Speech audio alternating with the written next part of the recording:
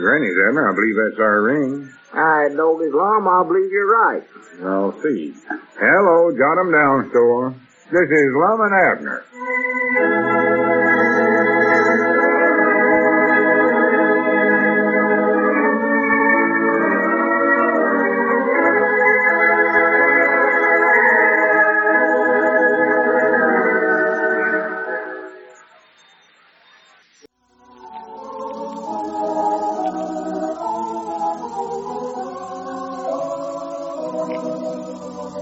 Now let's see what's going on down in Pine Ridge. Well, as we look in on the little community today, we find Lum and Abner seated in the restaurant at the county seat. Well, now, Lum, you've got to eat something. You can't just sit there and starve yourself on to death. Well, I just ain't got no appetite, Abner. By the way, look at that couple sitting up there near the front. Ain't that Ruby Joe? Yeah. Yeah, but it used to be. That's her man there with her, Elrod Taylor. I know that. Yeah, that's who it is. He used to live out there in Posey Hollow. I know. Yeah. Well, you might as well eat them bitters you've got there. You're going to have to pay for them. They don't give stuff away in this cafe, you know. It ain't like eating in your own lunchroom. Well, I just can't eat. I don't know. It's just something about being out on bail. It just takes away your appetite, looks like. Well, better than being in jail, ain't it? All you get there is bread and water. Of course, you don't have to pay for it. They can both sides. You've got a good point, all right. Good point. What's good about being arrested for bribery when you never bribed nobody? And having to put out $100 to bail myself out. Well, why don't you talk to the judge and just tell him it was all a mistake? Well, I tried to, but he won't even let me in his office. Well, can't our lawyer, Wallford, do something? Oh, he said leave it all to him. He'd take care of it. But the judge won't talk to him neither. Uh-oh. Oh, I wish we'd have got another lawyer, Abner. Tell you one thing, when my bribery trial comes up, he ain't going to be defending me. Yeah. I'm going to get that lawyer, Squire Skimp. Now, he's a gooder. Yeah. Well, when does your bribery trials come up?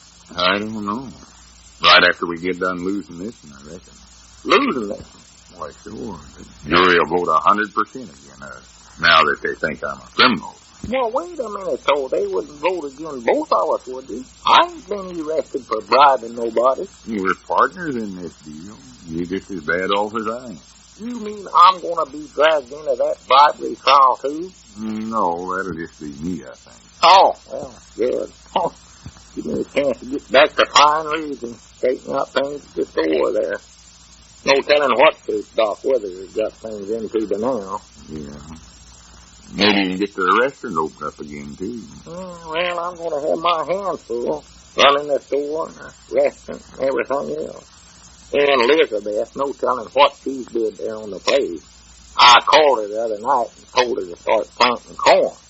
And you know her, she'll just plant corn or somebody tells her to stop. Yeah. Have my whole place planted in it, and I can't get in touch with her. What's the matter? Well, I can't call her during the daytime. She's out plowing. And then at night, why, Lord me alive, I'm in bed and asleep long before she gets the chores did and in the house. Don't want to set up to call her. That's right. Lom, reckon how long a sentence you get for this bribery? Oh, I don't know. Well, wait a minute. I ain't lost the thing yet. Oh. I ain't been convicted yet. No. Yeah, reckon I'll just have to wait and see how long you get, man. Well, I ain't planning on getting no time at all. As long as this bribery charge is an actual mistake, I'm sure I can get out of it, I think. But whether I get out of it or not, it's still going to cause us to lose the pearl. We lost that thing just stores the world. The only fight now is twixt Squire, Skimp, and Grandpap Spears.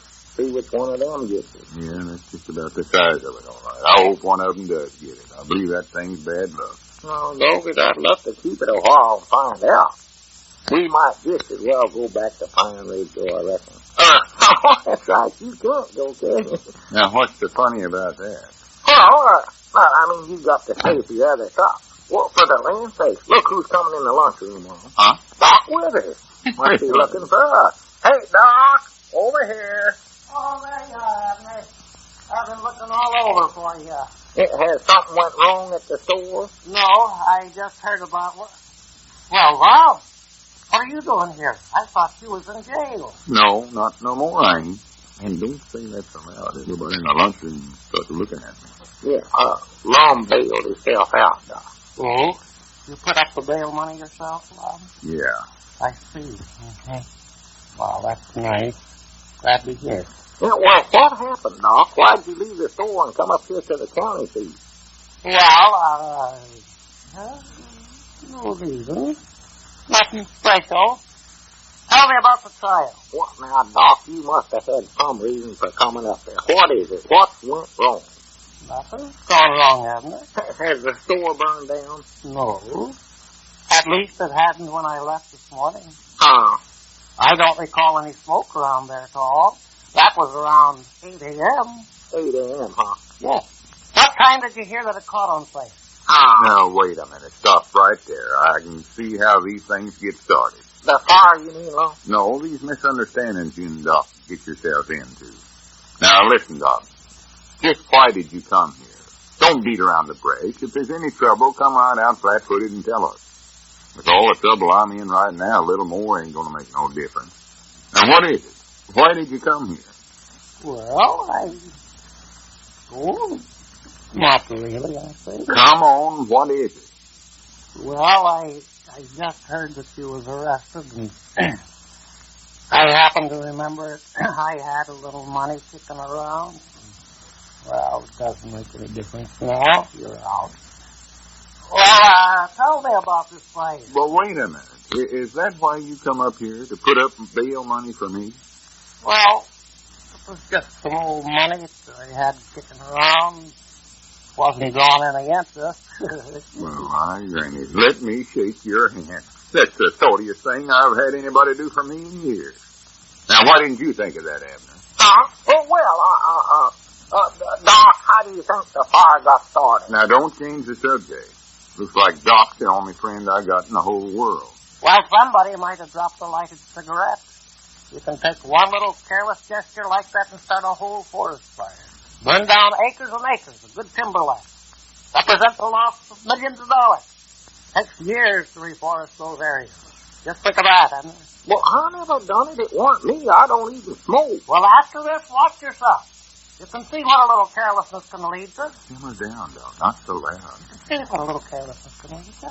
Oh, that's good advice for everyone. We ought to have fire prevention weeks the whole year round. You hear that, Abner? Well, I'm for it, Doc. What I want to know is just how bad the store got burned. How's that? Abner, the store never got burned at all. Perfect all right. Well, Doggy, we sure lucky that our store come through a fire like that without no damage. One spark, and that whole thing would have went up like a sack of straw.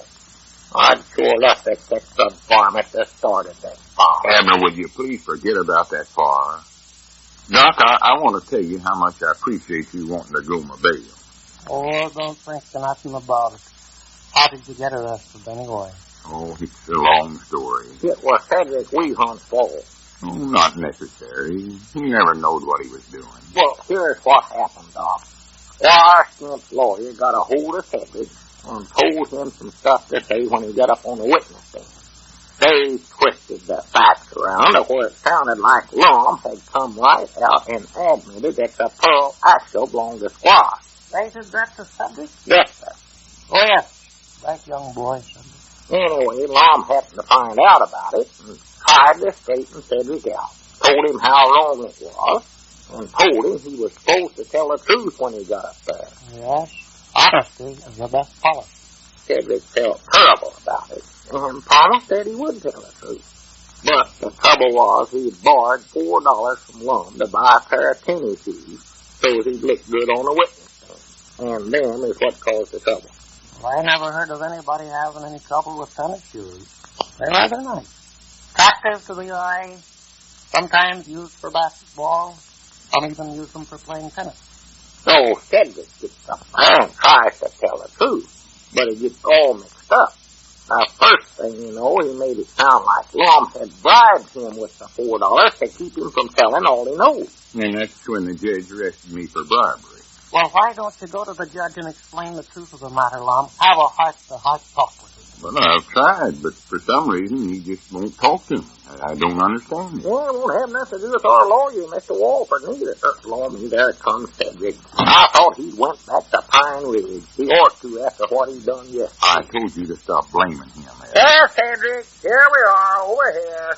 Right young boy. Oh, howdy. Thought you went back home, Cedric. No, Mama, I had something I had to do here first. Now, sit down, Cedric.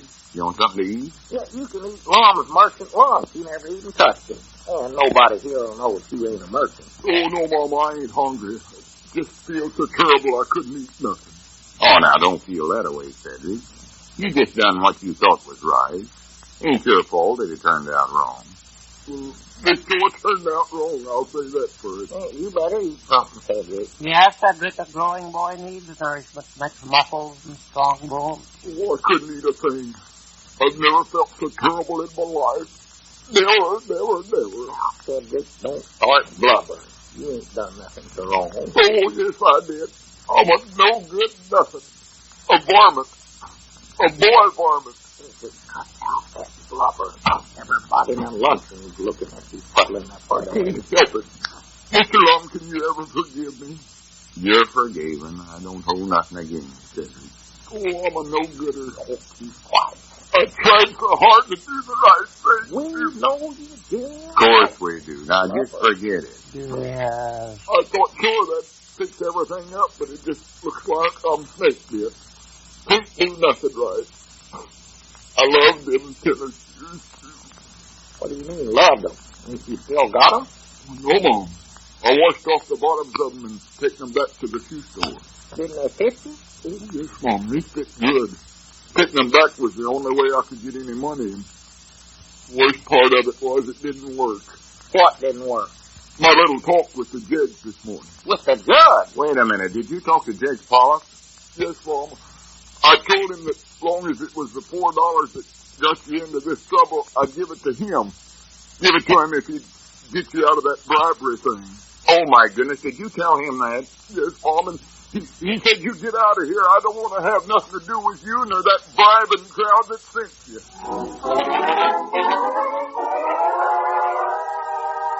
Well, if Cedric doesn't stop helping Lum, they'll have to bail the old fellow out with a number 4 wash tub.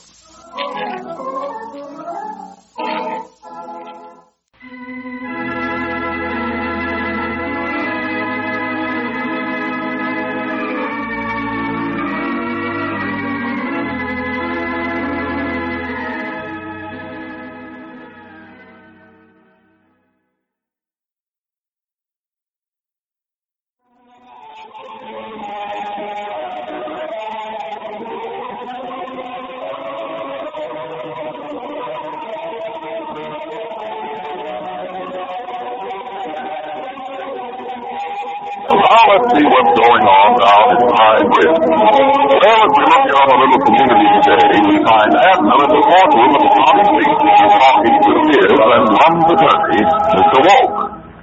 Listen, Mr. Peabody, if I'm going to be your attorney, you're going to have to listen to my advice. Yeah, but don't give Mr. Wallford $25. That judge must think I'm a rich millionaire.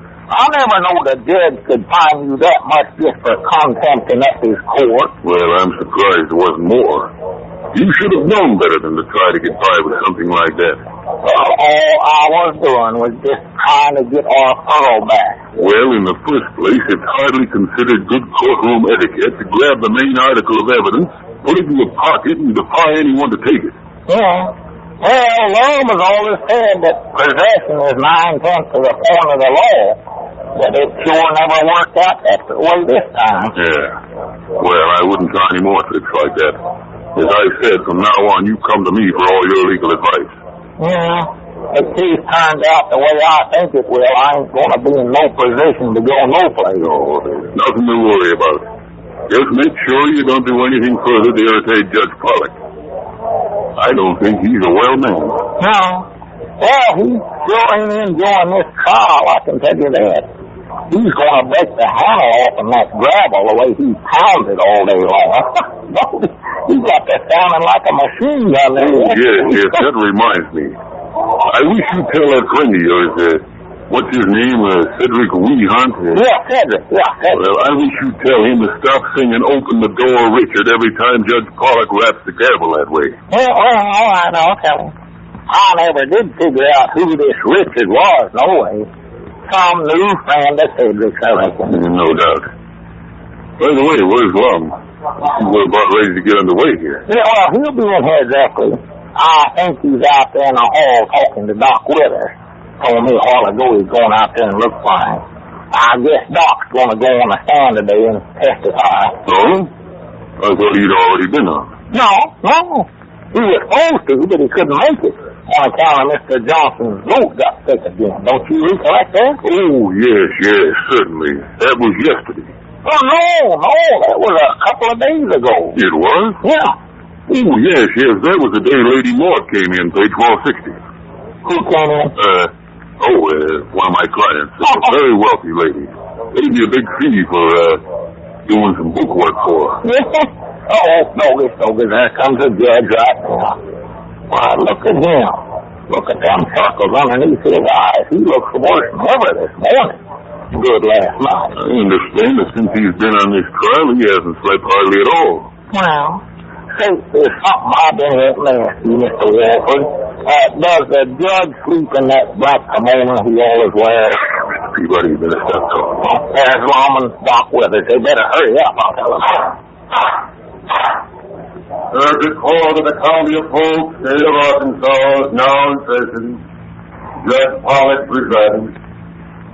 Before we begin the proceedings today, I want to say a few words to the persons involved in this action, especially the defendant. I personally am a very patient man, and the court admits of certain occasional liberties.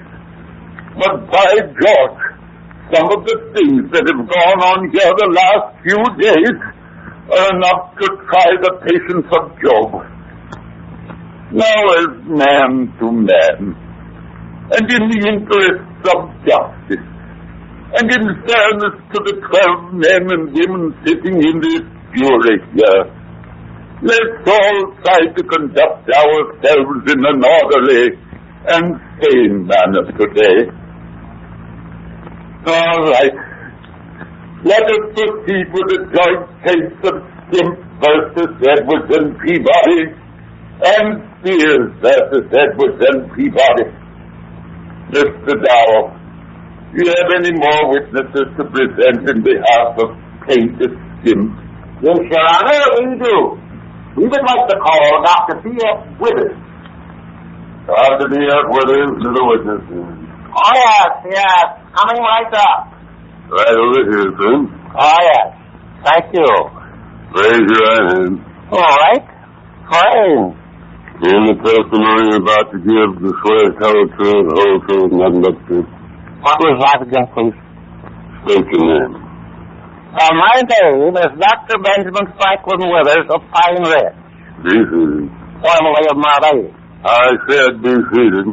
Oh, where are you going to sit? You don't have any chair. Dr. Withers, I presume you heard the court plea for orderliness, and will govern yourself accordingly. Oh, yes, certainly. Dr. Withers, were you ever in the employ of the Meadowlark restaurant in Pine Ridge?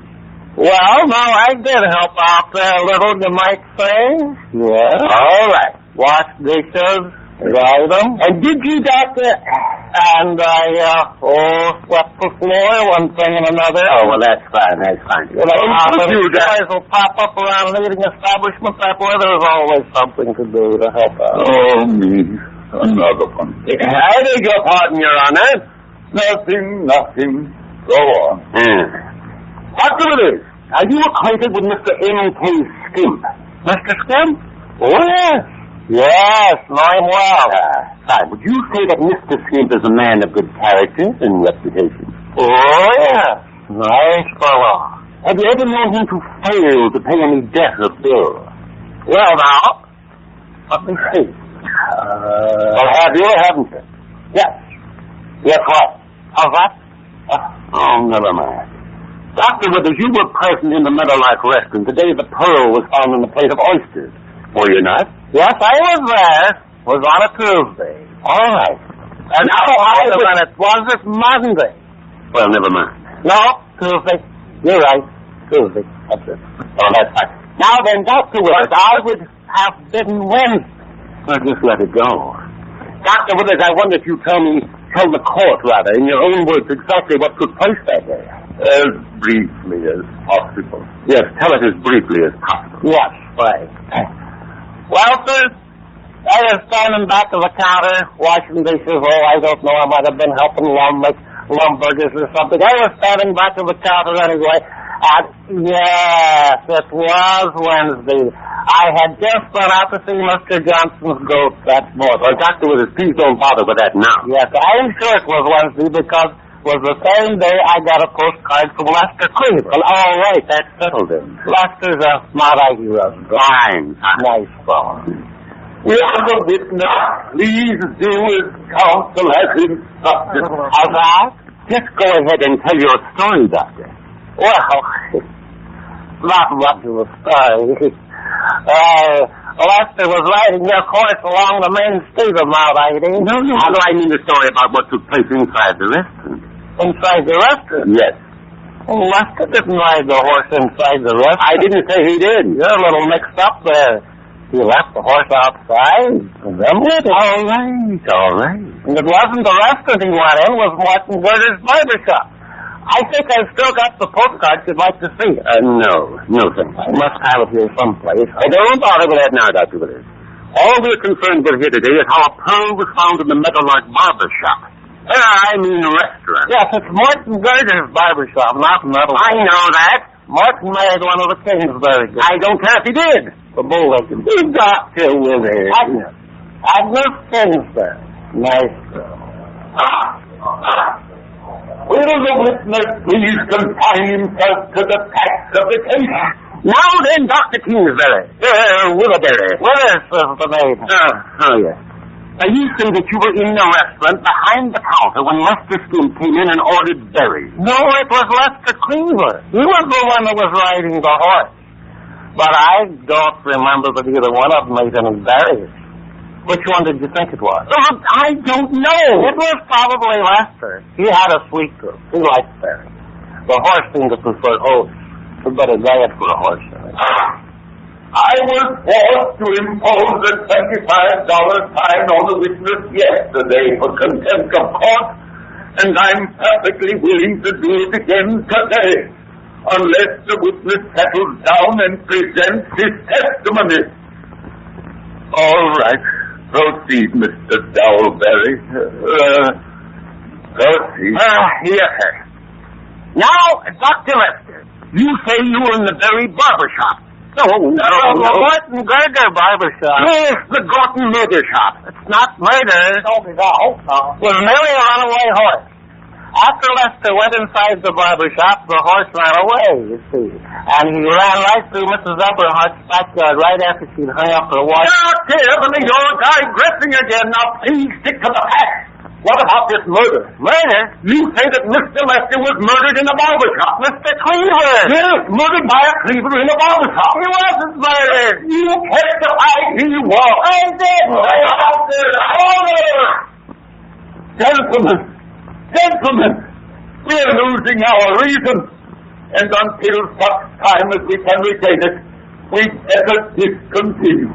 This has become ridiculous. This trial is not the murder case. It is concerned with a runaway horse named Everly. Barbershop adjourned.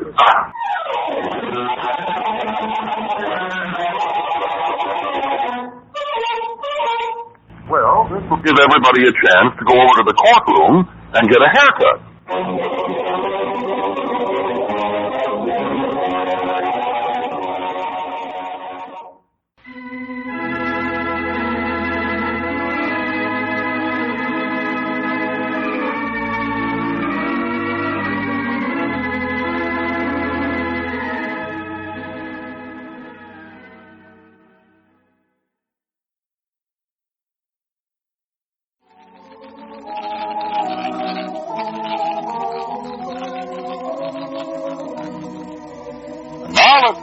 going on down in Pine Ridge? Well, as we look in on the little community today, we find Lum and Abner in the courthouse at the county seat, waiting for the day's proceedings in the Pearl trial to begin.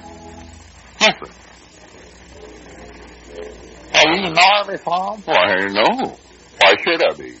Feller's been around law courts for as many years as I have. Don't get nervous just because he's going to take the witness stand. Well, you sure sound like you're nervous, catching your breath there like some youngin' and swimming out of season. No, my voice is just changing, I think. Changing? Yeah, I'm getting younger all the time. Oh, for goodness. So you better go home and put on a pair of rompers if you're getting that young. I'll tell you that right now. Focus. I've never seen nothing like you. I ain't nervous. Just quit bothering me. Yeah, you ought to be Norris, I'll tell you that. Seems to me you'd be awful self-unconscious. Sitting up there on that witness stand, all the Germans thinking you're a kind of a varmint that goes around bribing other witnesses. Well, when I get through testifying today, them folks will know good and well I ain't the kind of a fellow that bribe anybody. They will. How about Februaey getting up there and saying you give him $4? How you going to get around that? Well, that was a mistake. I loaned Cedric $4 to buy some tennis shoes with. I know you did, Lum. Don't look at me. I ain't accusing you of bribing him, but I say the Germans all think that you bribed him. That's the reason they're going to have you tried first. Well, I can explain all that. I ain't worried about that. Of course, they never asked Cedric what I give him the $4 for. I know it. If they had, then they'd have known that you weren't bribing him, that you just loaned him the money, but they never asked him that. So just look at them Germans up there. That's a meanest-looking bunch of varmints I've ever seen in my whole life. I don't like to look at them even.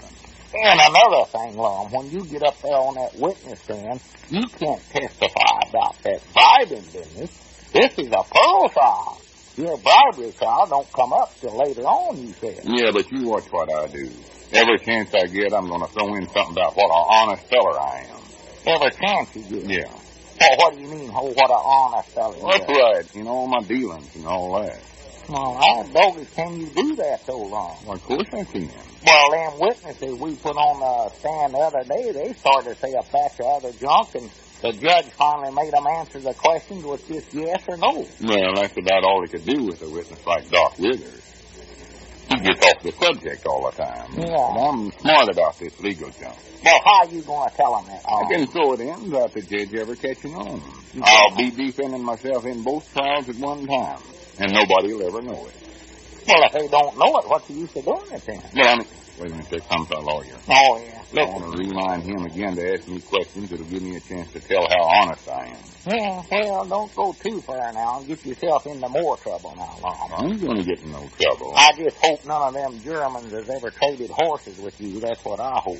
Why? Yeah, you can't stand up there and say you're honest. They've ever swapped horses with you. I never told nobody no story about a horse in my life. Well, now, Lum, you don't come right out flat-footed and tell a story, but you exaggerate awful bad. Exaggerate? Why, sure you I do. never told nobody nothing in my life. It wasn't so. Yeah, is that right? How about the time you traded off that blind horse you had?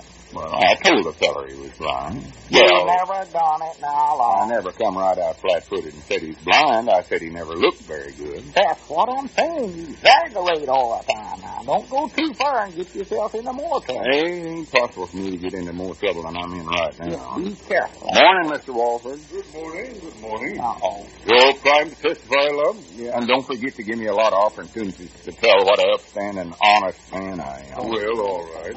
I thought we'd pretty well covered that, and we put Dr. Withers on as a character witness for you. Well, I don't know how good that turned out, though. Yeah, about all that proved was that Doc was a character. And when you come right down to it, there ain't nobody that knows me as good as I do. Or anybody that's got a better opinion of yourself than you. Yeah. Or anybody that tells it as good as you do. That's right. Or as often. I wouldn't go so far as to say that. Well, we'll see what we can do. We'll worry about the bribery charge later on. What we've got to do now is win this first race, trial. Yeah, but if we don't do something to change the German's mind about me being a briber, we ain't going to win this first trial. Well, you just leave that to me. I'm hoping we can get a preliminary hearing on the bribery case before this trial goes to the jury. I hope so. Let's see here. I'm going to run over a few notes I jotted down in regard to the questions I'm going to ask you.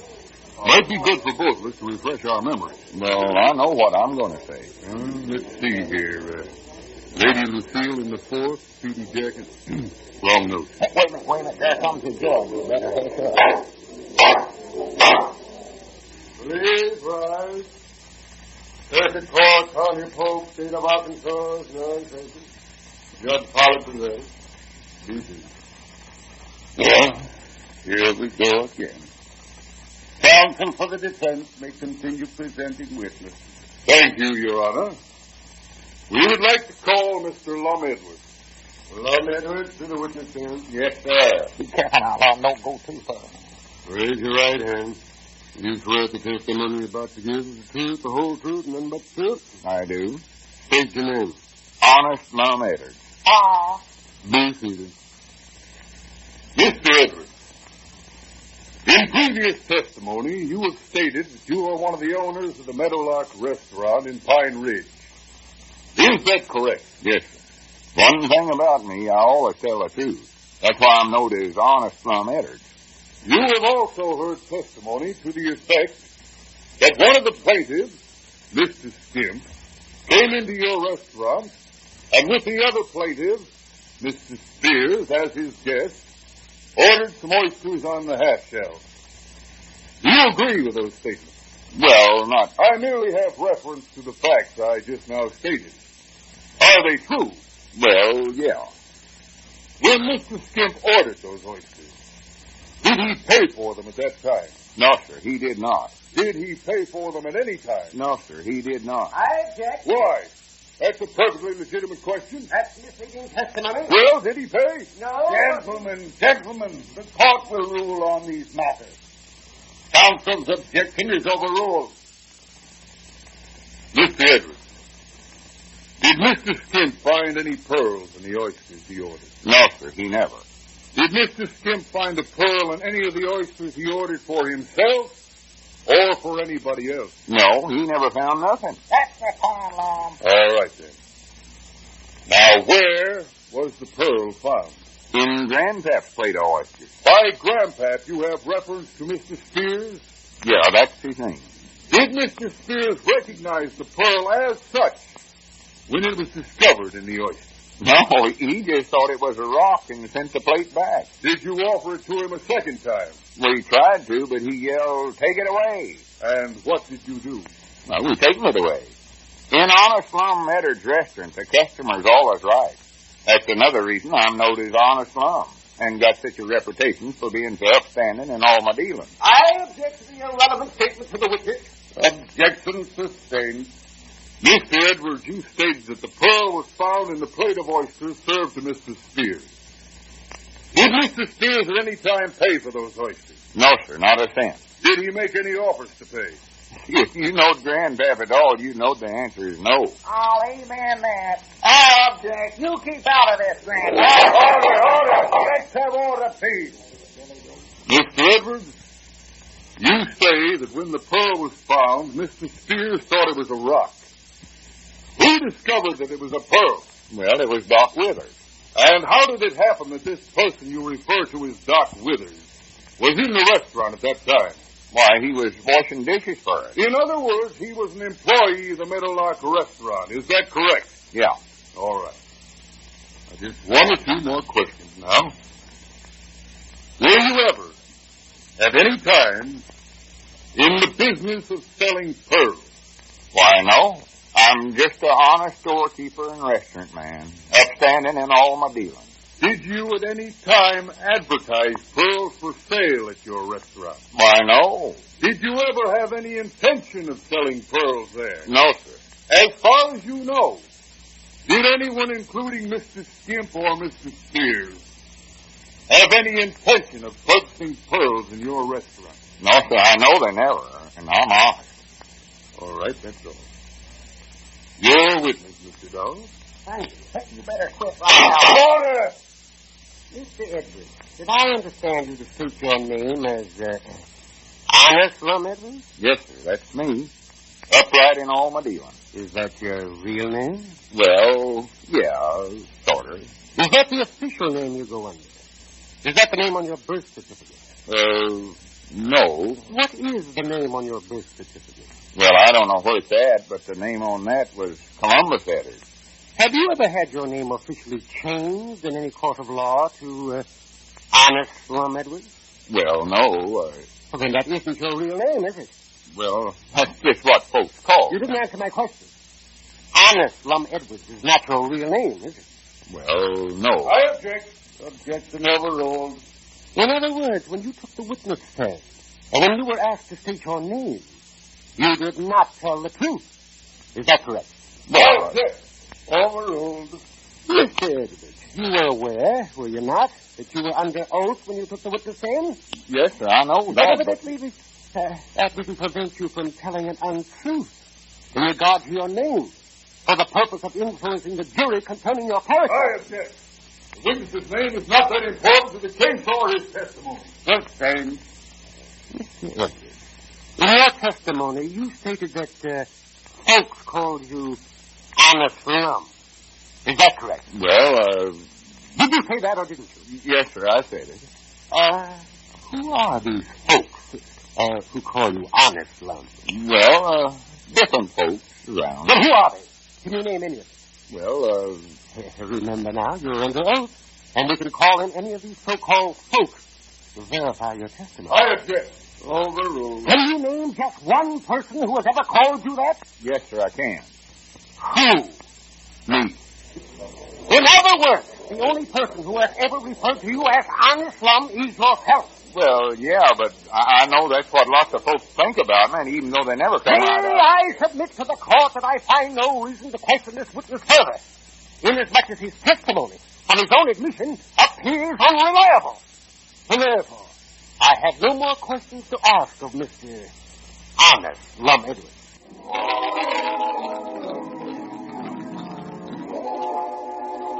Well, I wonder if honesty is always the best policy.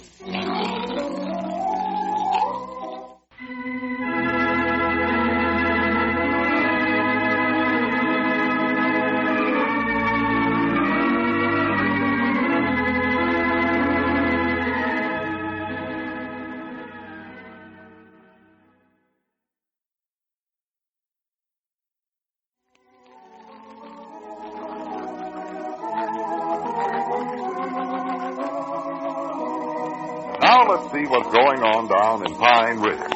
Well, as we look in on the little community, Abner standing in the hallway of the county courthouse. I wish that blame lawyer of ours would show up. Well, I don't know why, Lum. He sure ain't did us much good so far in this trial. And the trials might lie over now. Well, I'll admit he did us more harm than good, but still we can't go in court there without no attorney. Well, it might be better, I don't know. No, I'm afraid we're stuck with him now. Just wish he'd get here in time to help you brush up on what you're going to say on the witness stand this morning, though. Well, all I've got to do is just answer the questions that he's going to ask me. He's the one that's got to brush up, not me, Lum. Yeah, but there's things I want you to be sure and get into your testimony. For instance, I want you to be sure and get across the idea that I ain't the kind of a feller I made the jury think I am. Well, I'm afraid you done such a good job of that yesterday that I don't believe I could change your minds now, Lum. Well, it weren't me. It was that dead-blame Mr. Dow, Squire Skimp's lawyer. He's the varmint that tricked me. Yeah, well, now, you did give him a lot of help, though, Lum. I still think them was underhanded tic-tacs he was using on me, though. All I said when I got on the witness stand was that my name was Honest Lum Edwards. And he'd taken that and twisted it around to where I sounded like I was the biggest lawyer in 17 counties. Yeah, and he sounded convincing, too. And the worst part of it was he never cross-examined me about nothing else. Yeah. He made it look like, as long as I was wrong about my own name, that I must have been wrong about all the testimony I give. Yeah. Now, there's the kind of a lawyer I wish we had right there. Well, now, when you get up there today, you be awful careful when Mr. Dow starts to cross-examine you. Yeah, I will. Say just as little as you can. Don't say nothing if you can get away with it. Well, I don't as I know. I'll just object to everything he asks. No, you can't do that, silly. Ah. You'll have to leave the objecting up to Mr. Wallford. That is, if he ever shows up. And I wonder where that varmint's at. I don't know. He's more likely out looking for that horse that got off with his shirt. I know yesterday I heard him say he lost his shirt on a horse. Well, if he don't show up, I'm going to take over this case and do the questioning myself. Well, you might as well, Lum. We've lost the case anyway. There ain't no doubt about that. Yeah, I'm afraid you're right. Tom lost it. Tom lost it. If we could just get this bribery charge against me cleared up, we might have a chance. Well, that trial don't come up till after this one's over, though, does it? Well, no, but Wallford said that there might be a possibility of them holding a preliminaries hearing on it before our case goes to the jury. Oh. But you can't put no dependence on nothing he said. Well, what good would holding a preliminaries hearing do? Well, that'd give me a chance to bring out the true facts and show them that bribery charge is all a mistake. And if we could do that, the district attorney could make a motion to have the case dismissed. Well, let's do that then. That sounds like a good idea. Well, it ain't up to us. It's up to the district attorney or somebody like that. Oh, that's farming. Wallford said he'd do what he could, but you know what that means. Yeah. His word ain't worth the paper it's wrote on. No. Lum, just twixt me and you now. Is there any use of me getting up there and testifying today? Well, to be right honest, Abner, there ain't much. But we've got to do what we can. I know the jurymen has all made up their minds already. Oh, there's no doubt about that old fat woman up there will send me to the electric chairs if she gets a chance. The only question they have to decide now is whether the pearl belongs to Squire or Grandpap. We don't even figure in it no more at all. Well, in that case, it seems to me then, if I get up for the land's sake. Look there. Doc Withers coming down the hall there. Must be trouble at the store. Wonder if he was the right fellow for us to leave in charge of the store, Lum. Well, I don't know. He's doing better than I expected he would. Yeah, he seems to be. And I will say this. He sure proved to be one of the best friends I've got. Imagine him coming all the way up here the other day just to go my bail. Yeah, There you are. Hello, Abner. Howdy, Lum. Oh, howdy, Doc. What brings you up here today, Doc? How's that? I said, what brings How's you the trial going? Oh, not the same. Not so good. Oh, that's nice. Has something went wrong at the store, Doc? Not that I know of. Did you hear of something? No, I just want to know why you came to the county seat. Oh, why, Mrs. Peabody dropped into the store last evening and asked if I knew of any way to get your laundry to you, Abner. She did? Well... So I says, why, yes, Mrs. Peabody, I'd be glad to deliver it myself. And she says, oh, I hate to put you all in bother. And I says, oh, it wouldn't be no bother at all. We wasn't glad to do it. And she says, well, who'll run the store? And I says, oh, we could just close it up. We're not doing any business anyway. What do you mean not doing any business? Yes. I guess you'll be glad to get your laundry, huh? Yeah, sure. Where's it at? Abner, you've got a fine woman there. Always thinking of your comfort and welfare. Bless her heart. The true basis for a successful marriage. Bless her little heart. Just how bad is the store business, Doc? How's that? You said we wasn't doing no business there, and I just want to know just how bad it is. Yeah. I think you'll find 2 clean shirts in there, Abner. Oh, well, I won't need that many, I don't reckon. See, we get done with our testimony today, so the trial ought to be over by tomorrow. As far as we're concerned, it might as well be over right now. You mean you practically won the trial already? Doc, we practically lost it on Piers. Well. Everything's so mixed up, I don't know which way to jump. Well, now, if you were a flea, you'd know. Huh? Fleas always jump with their back end forward. You mean they jump backwards? Yes. Huh. I was reading an interesting article on fleas just the other day. The flea is a streamlined insect. Parasitic, of course. Oh, that's the tail section. Say, Doc, you didn't happen to see our lawyer, Mr. Wallford, anyplace, did you? Mr. Wallford? Yeah. Nice fella. Yeah, but did you see him anyplace on your way over to the courthouse just now? Well, now, let me see. Wallford? Wallford, that name was familiar. Mount Ida resident? No, I said he's our lawyer. I thought you got a local man. How long has he lived in Mount Ida? He never lived there. Well, I didn't think so. I don't seem to place him. Perhaps he just visited there. No, as far as I know, he was never there. Well, that's strange, then, if he should go around telling people that he's a Mount Ida resident. Yeah, it sure is. His tail section is the heaviest. Who, a Wallford? No, the fleas. Oh, yeah, the fleas. Yeah, doggy. Forgot what we was talking about there. Yes. His tail section is the heaviest part of him, and therefore he travels through the air with the heavier end forward. Like a weighted dart. better say. All right, let's. Now, listen, Abner, we ain't got time to get started up in a discussion on fleas. We've got to find that varmint Wallford, because the trial's just about to begin again. Squire and his lawyers already went in there. Yeah. And where is that man? Well, when the flea lands, he's looking backwards to the point from whence he jumped. Well, he's gonna bump into something if he ain't careful. Doggis, he ought to look where he's jumping. Well, you see, the flea doesn't operate that way. Well, he's never listened to Lum, man. That's one of Lum's old Eddard saying is look before you leap, ain't it, Lum? That's right. I said it. I said it. I know it. I've heard it. Well, you see, the flea seems to be more interested in where he's been than where he's going. Well, why didn't he stay there then? Well, Abner, there comes a time in all of our lives when we feel that we have to move on. Yeah. Might also be a precautionary measure. Now, what do you mean by that now, Doc? Abner, don't encourage him. We've got to find Wallford. Oh. I say it might be a precautionary measure because by jumping backwards, the flea can quickly jump back to where he was if he doesn't like where he went. Now, what I mean is that the flea is still Doc, looking it back. ain't no use trying to explain anything to Abner. I've been trying to do that for over 30 years.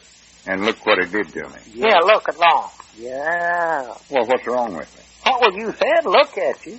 Well, I mean, it's aged me some. Oh, well, I don't want to argue about it. I just called Doc's attention to you. That's Made me nervous. He did that. Oh, you're nervous and jumpy to rabbit's nose. There ain't no doubt about it. Stand there now twisting and squirming like a feller's being pestered by a wasp. See them circles under my eyes?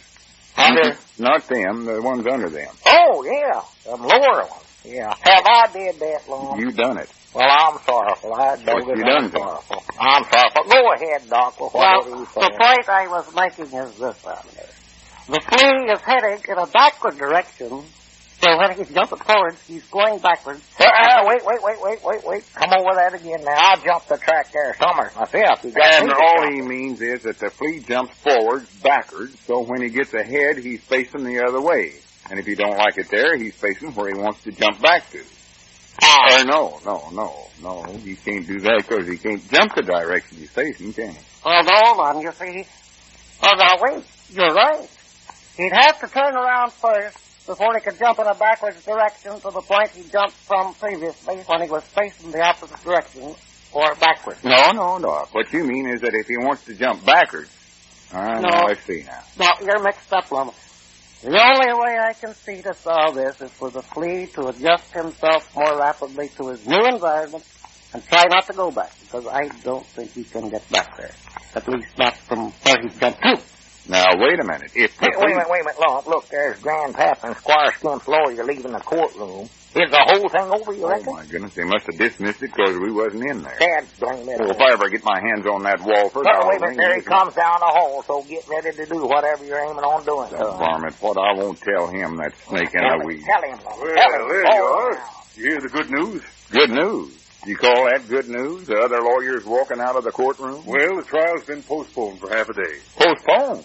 What for? Because the DA is going to hold a preliminary hearing on your bribery charge this morning. He is? Yep. Now we've got a chance to clear you and wind up this trial with a clean slate. All right, Granny, that's all I need. But don't forget, Lum, this hearing might go against you, too.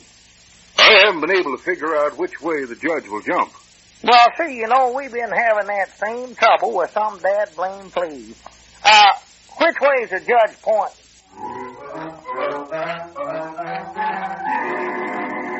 Well, whichever way the judge is pointing, I hope he doesn't jump to conclusions.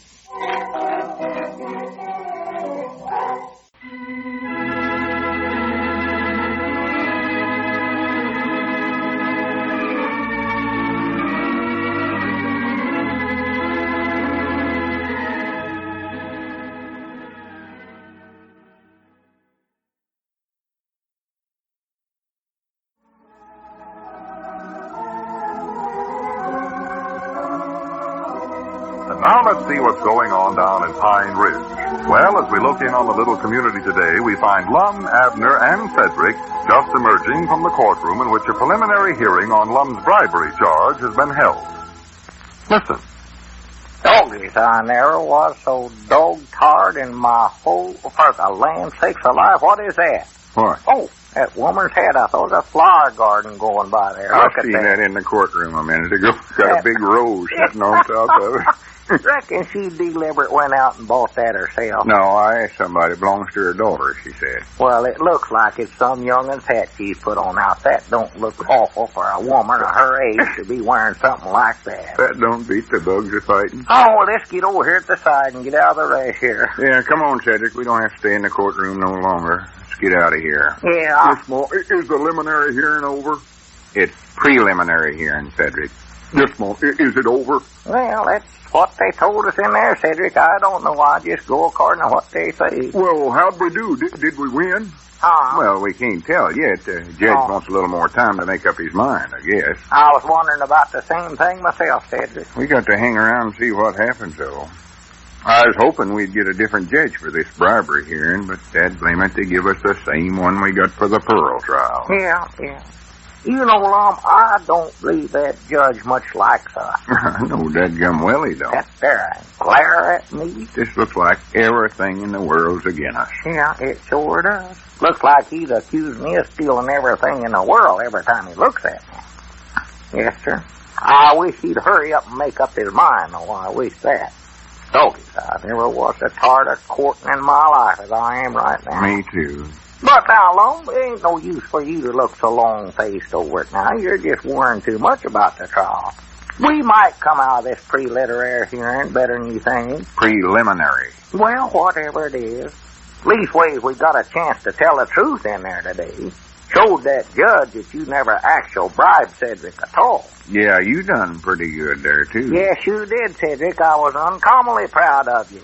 Got up there and didn't hardly get mixed up at all. Just sit up there and talk to him. Well, good for me. Well, you done good. Good for me. I'm going to tell you, Paul, how good you done up there today. Tell your teacher and the third reader, too. See if we can't get you out of there this I year. wish they would get me out of there. I'm getting too big for them desks. I can't get my knees under them. I know, Cedric. Well, maybe this will get you past. I'll tell your teacher about it. No, me, I'm glad that's over and to get out of there. I never seen a feller in my life that could ask as many questions as that district attorney's. He's the noisiest one human I ever seen. His jaws was flapping all the time. I think he was about half mad. Oh, I never seen nobody as mad in my life. And he can't hear, I know that. Can't understand nothing you say. Just keeps asking you the same question 10 different ways. Did you do that? Well, that's his business, Abner, to try to get down to brass tacks. Shaking that finger in my face. I just wish we know how we came out. Just waiting around's enough to drive you stark raving, mad, crazy insane. Yeah. Well, here, Lum, you better just sit down and take it easy. You've been awful nervous today. Doggy, you're shaking like a shirt tail on a clothesline in a high wind. Look at your hands there. Shaking worse than them fenders on Cedric's car. Well, you'd Getting me so nervous I can't talk myself. I noticed that. Just looking at you. You'd be nervous, too, if your whole life's reputation was at stake. If they find me guilty of bribery, I'll be in disgrace. You'll be in jail, too. Abner, stop saying that. I don't like the kind of a noise that makes. All right, I'm sorry, but don't jump all over me every time I make a little mistake. Oh, there you are. Oh, how'd you come out, Hello, dog. Goodness, you oughtn't to sneak up behind a feller that way. Oh, did I scare you, Lum? Lum's sort of nervous today, Doc. Yes. Are you fellas all through in there? If you are, Cedric and I'd better head back for Pine Ridge. Get the store open again. There's a lot of things that I want to do there at the store.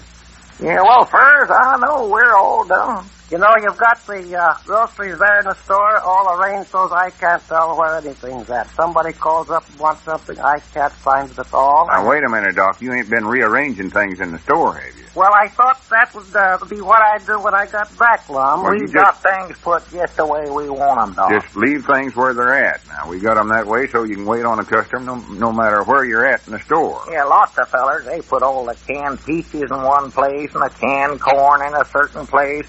We open up stuff and just set it down where we can put a can. Just start up the aisle with a case of something and just set it in every shelf we can find room for. That way, when you want peaches, you don't have to walk down to Februaey, and they might be right in with a chew in the back of it. Ain't no telling at all. Well, my idea was this. Why not put them up alphabetically? Who? Alphabetically. Apples, apricots, beans, baking powder. That way the cheese will be next to the crackers and the... No, it won't work. Abner can't spell. And don't worry us with that today, Doc. We're having enough trouble as it is with his trial. Well, how did you come out? Well, we don't know yet. We're waiting to hear. Yes, sir, we've just been standing out here hoping we'd hear something. That's all. Abner, I'm going to step down there to the other end of the hole and get a drink of water out of that fountain. My throat's so dry it feels like it's lined with burlap. Yeah, it could have been them buckwheat cakes you ate this morning, Yeah, I'll be back directly. Well, wait a minute, Lum. I want you to tell me all about the hearing. Don't let him go, Doc. He just loves to work that fountain down there now that he found out how to do it. I don't think he much wants to talk about it anyway. He's all riled up inside of himself today. Jumping nervous as a rabbit's nose. Well, maybe there's something on his mind. Well, there is. That's the whole idea. Yeah. Just hope he calms down pretty soon. Oh, he'll be all right. He just needs a good steadying influence of some kind. Cedric and I didn't have to rush back to Pine Ridge. I might be able to help him. Oh, I don't think he's as bad off as all that, Doc. Well, I don't know. These things can be dangerous. Quite frequently, some little mental irritation of this sort will plunge a man into a nervous breakdown.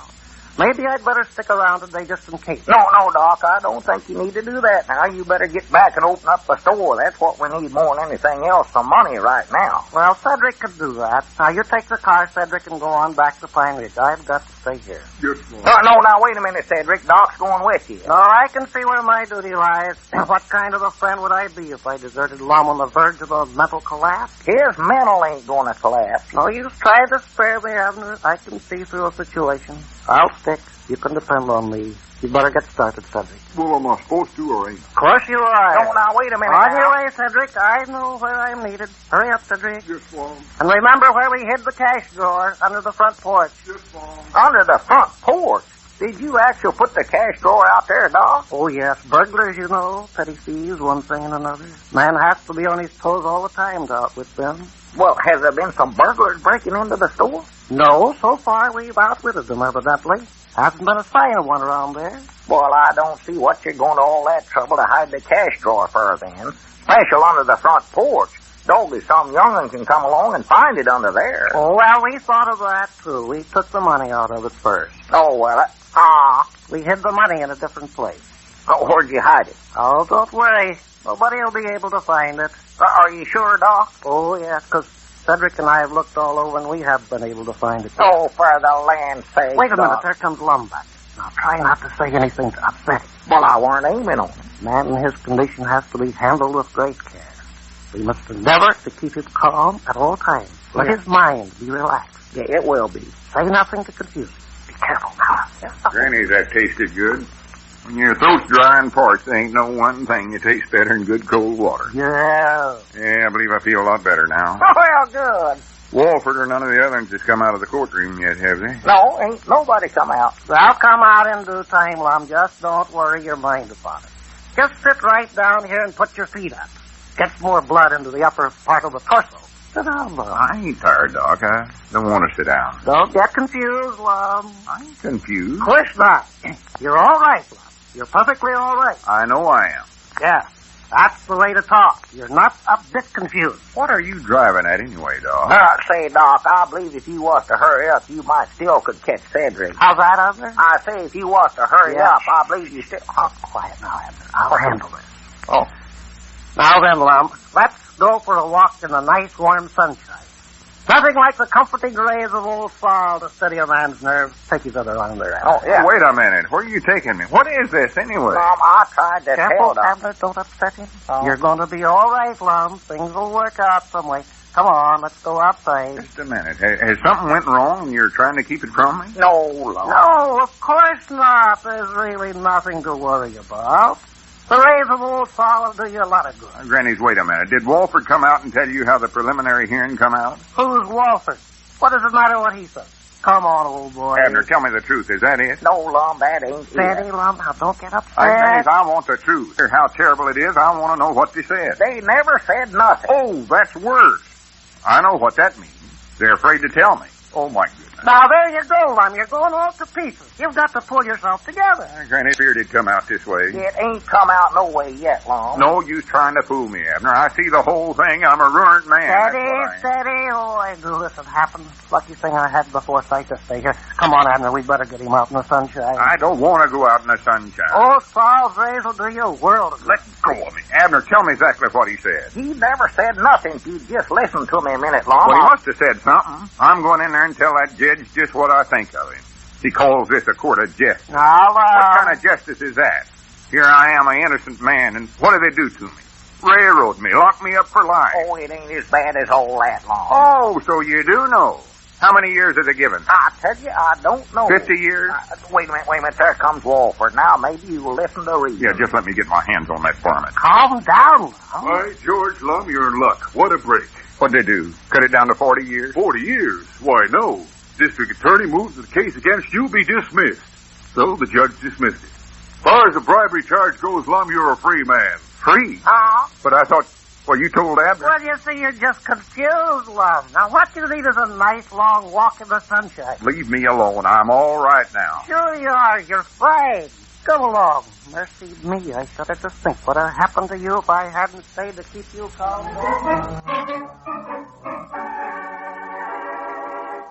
Yes, it's in moments like these that a steady hand is needed.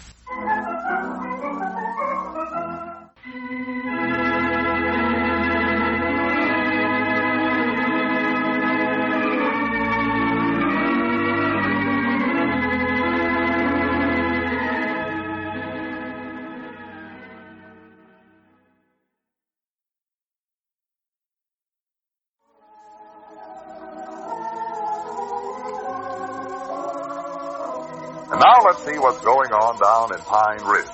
Well, as we look in on the little community today, we find Lum and Abner seated in the courtroom at the county seat, waiting for the jury to bring in its verdict. Listen. For the land's sakes, Lum, stop tearing up that newspaper. Look on the floor there. Looks like you're building a nest or something. Oh, I never noticed what I was doing. Well, I wish you'd cut it out.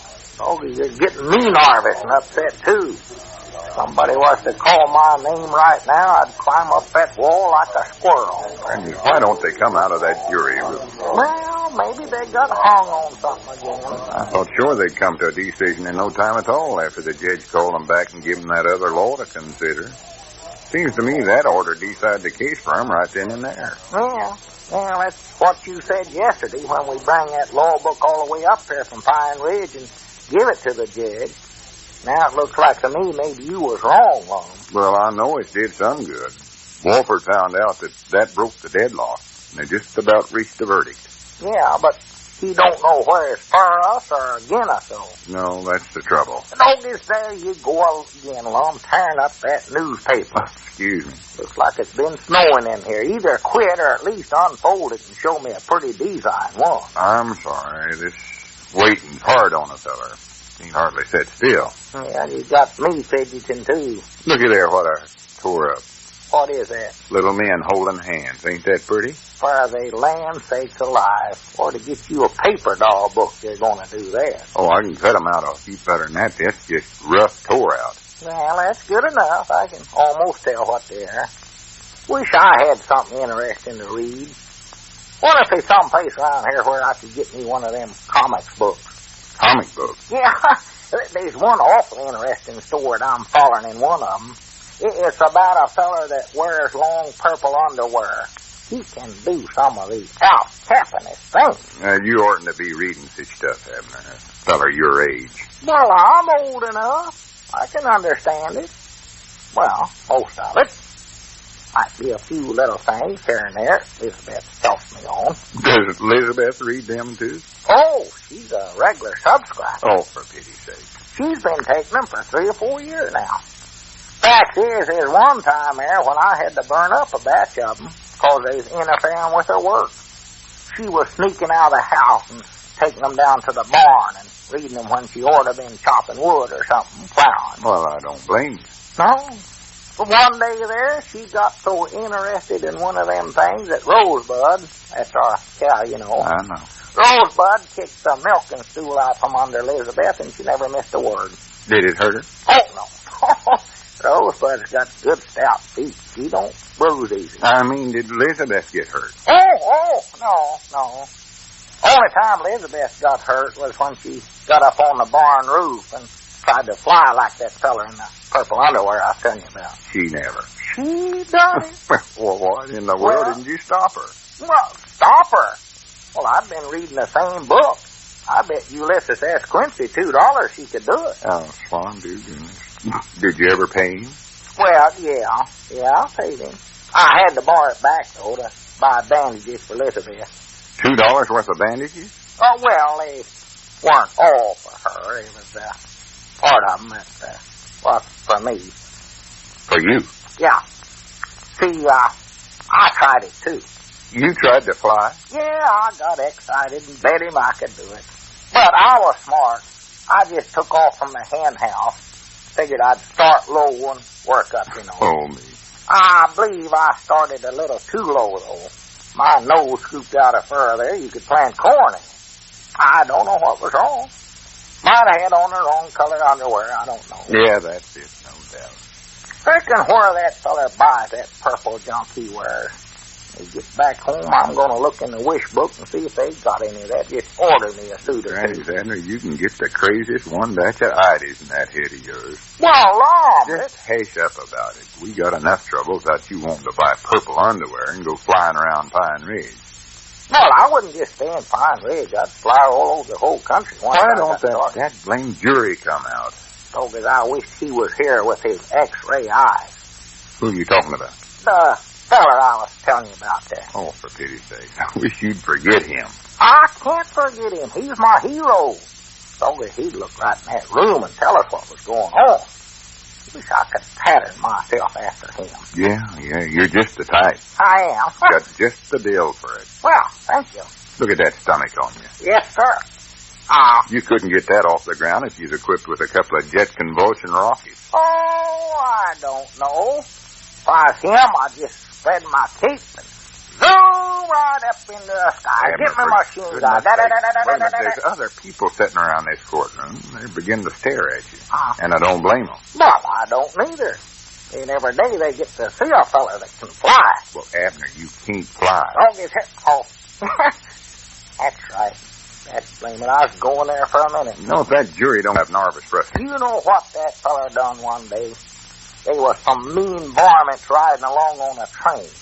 And this feller in that purple get-up I was telling you about, he swooped down, picked up that train with one hand, and flew right back to town with him. Picked the train up? With his left hand, even. No, that's just plumb ridiculous. Nobody could do that. Well, he done it.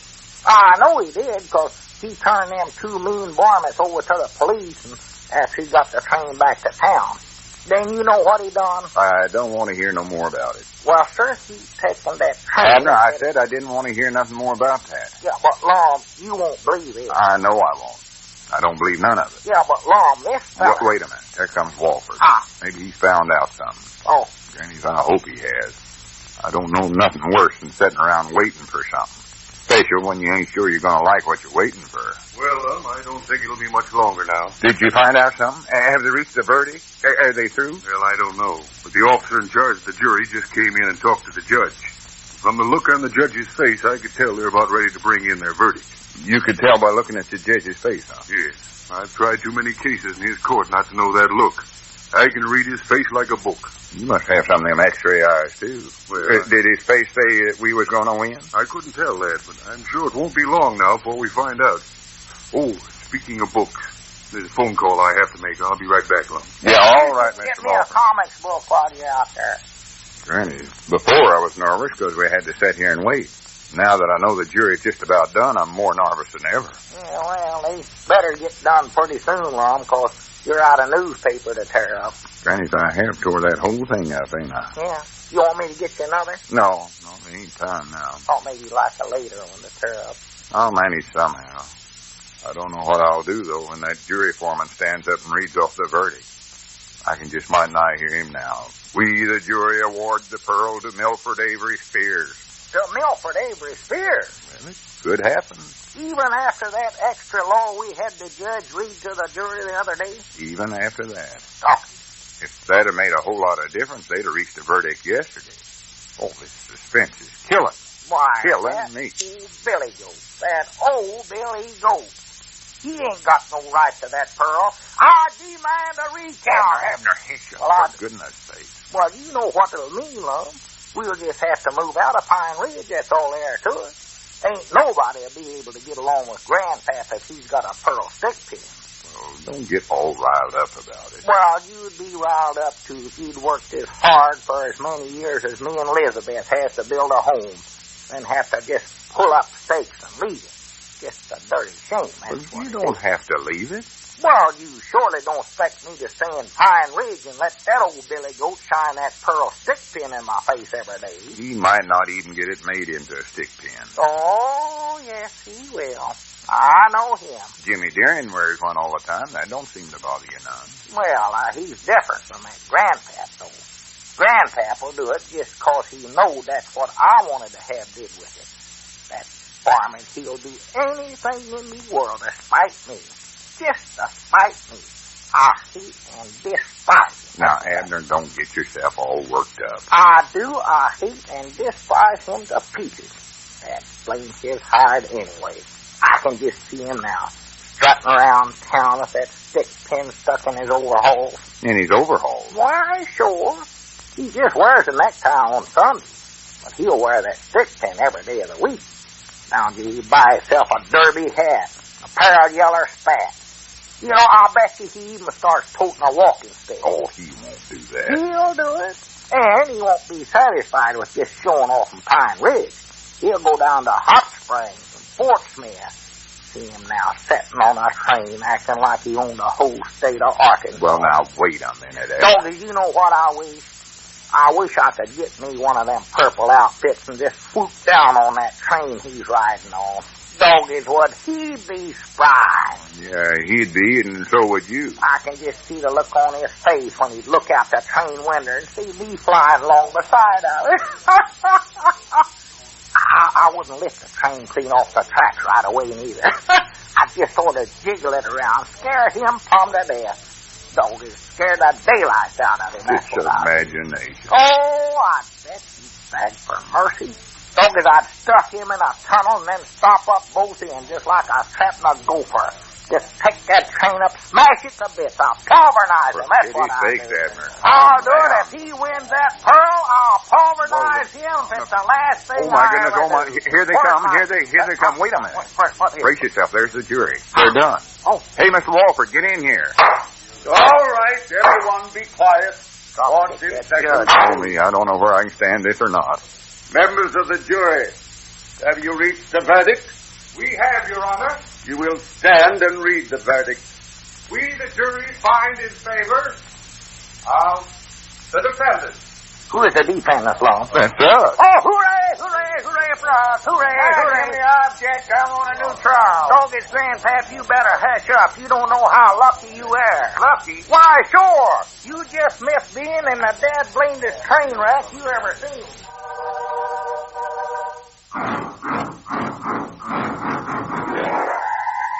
Yes, Grandpap, you had a narrow escape there. It's not every day you get a break like that.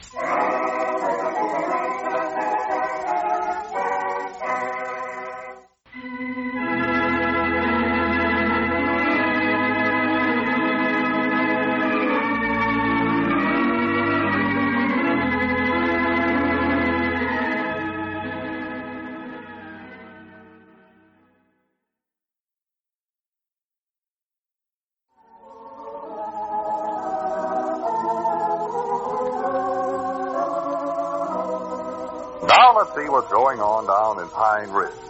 Well, yesterday the big trial ended, and Lum and Abner were awarded the pearl. As we look in on the little community today, we find the old fellows back in their jot-em-down store, counting the money they received from selling the pearl to a local jeweler. Listen. Granny, just look at that beautiful stack of green stuff. $2,300. Well, let's count it again, Lum. Oh, that's silly, Abner. We've counted 3 times already. I know it. I just love to count that folding money. Love to hear them big numbers. Hey, look at that $10 bill there. It's got 2 aughts on it. Look at that. That's a $100 bill, silly. $100? Oh, that's the first I ever seen. Let's run through it just one more time. Let me see another one. We've got work to do here at the store. Everything's gotten to sort of a mess around here while we at the county seat. Take us a couple of weeks to get it straightened out again. Yeah.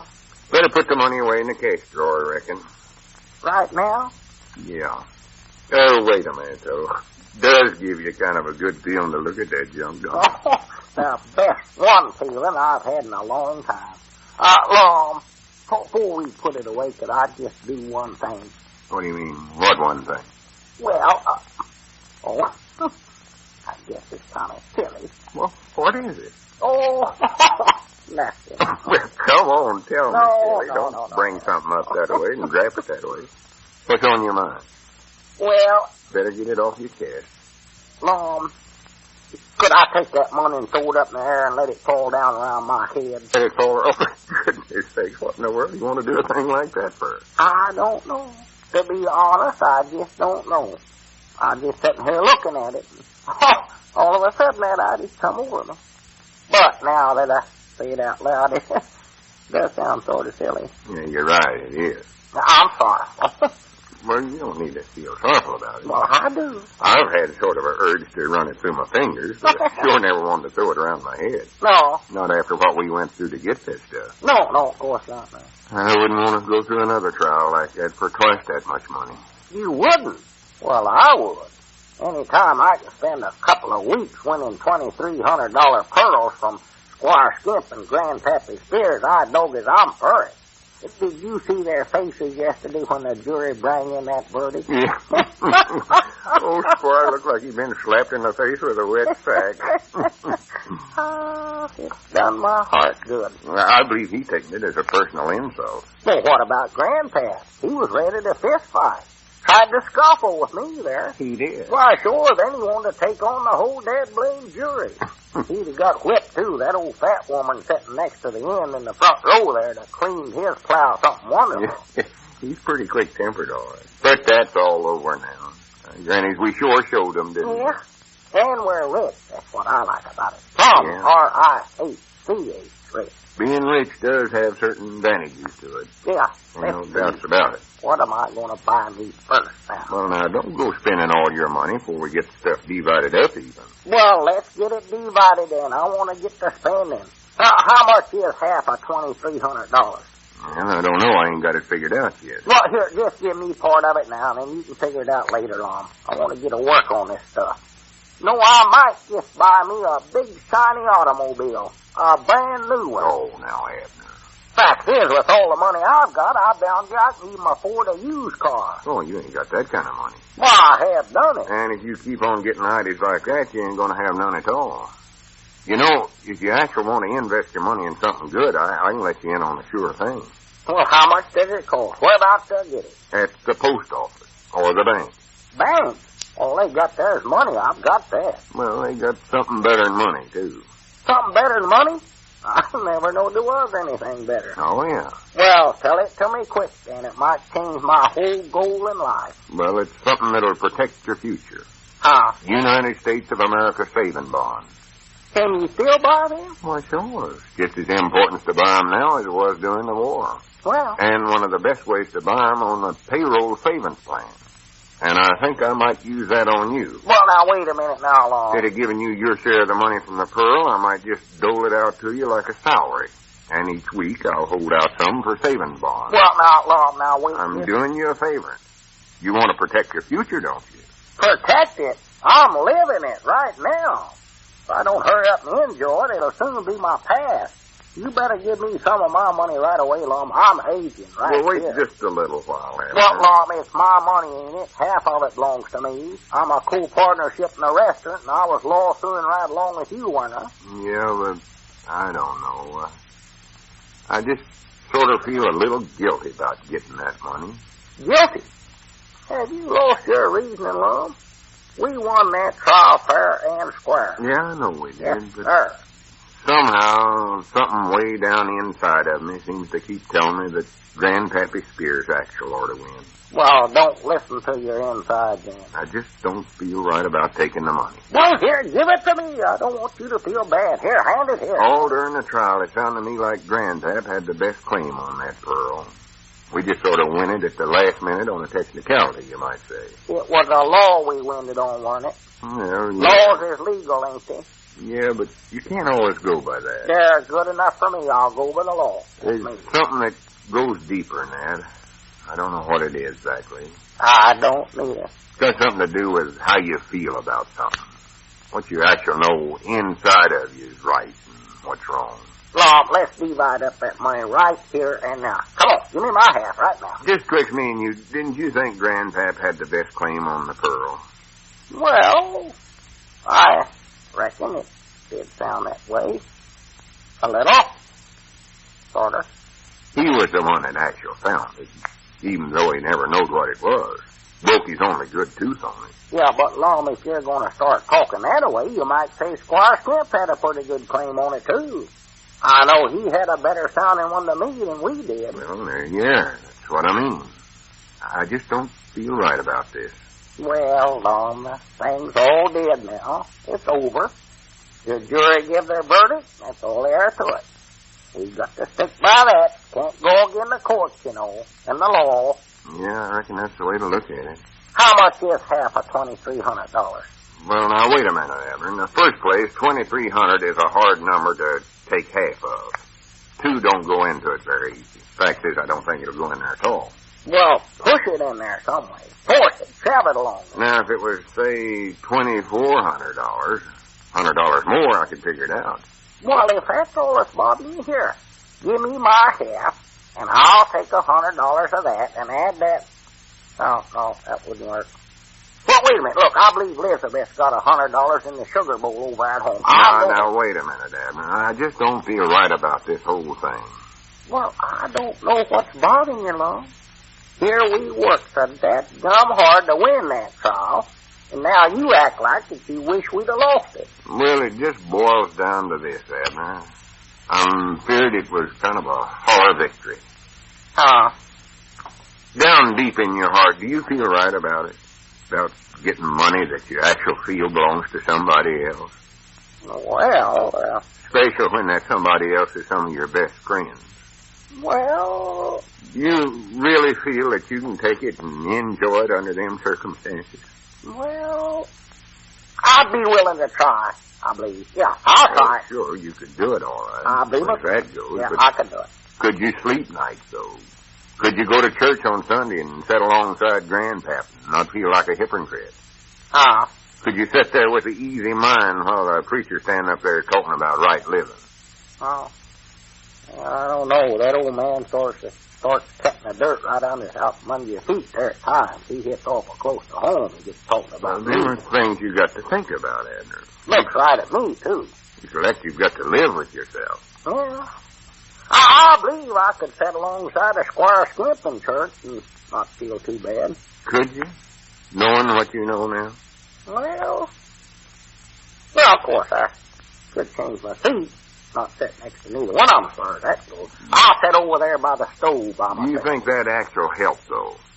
All you'd be doing is just running away from something. And the minute you start doing that, you're just same as admitting you're wrong. Yeah, I reckon I am sort of a varmint when you come right down to it. I'm a rich varmint, though, I'll say that for me. No matter where you change your seat, you couldn't get away from your conscience. No. That'd always be sitting right there next to you. Yeah. Pointing a finger of scorn at you. Yeah, that's right, Bob. Yeah, I believe you have got a point there, all right, sure. Knowed Grandpap for years.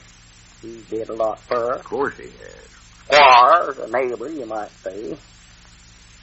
Don't how did I ever turn out to be like you? Here I went along for years. Everybody thinking I was a nice fella. How wrong they was. Just look at me. Well, now, wait a minute. It ain't as bad as all that. Oh, greedy Abner. That's what I am. Ain't no use in trying to cover up for an underhanded critter like me. Well, now, Abner, let's... Mom, you just better get out of here under our partnership. You don't want to be hooked up with a varmint like me. I don't want to do nothing like that. Don't you know the finger's pointing at you, Lum? The unconscious finger of scorn? That's the worst kind. Now, pull yourself together. No. All I was trying to say to you was that I thought we ought to try to figure out what's actually the best thing to do with that money. I'm so ashamed of me. I just can't help feeling that Grandpap and Squire are entitled to some of it. Some of it? Yeah, that's the way I feel. Why, you ungrateful wretch. You hypocrite. Huh? Some of it, he says. We're going to give them all of it. All of it? Yes, sir. Don't forget, we got to live with ourselves, Lum. Divide it up betwixt the two of them. Throw it all to Well, them. wait a minute. I ain't sure we ought to go quite that Yes, far. sir. Don't get carried away. Yeah, here. give it to them. Give it to them. First place, like I said, it's hard to divide $2,300 in half. Now, if it was $2,400. Wait a minute, Abner. Where are you going? I'll be back directly. I'm going home to get that $100 out of Elizabeth's sugar bowl, just to make it come out even. Give them $1,200 apiece, bless their hearts. I just hope that's going to be enough for them.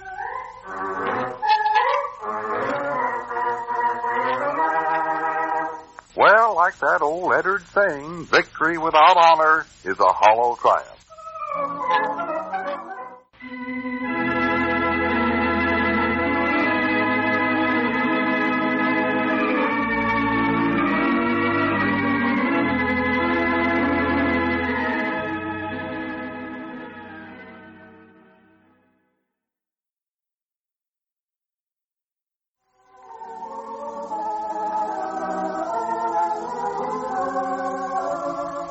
Now let's see what's going on down in Pine Ridge.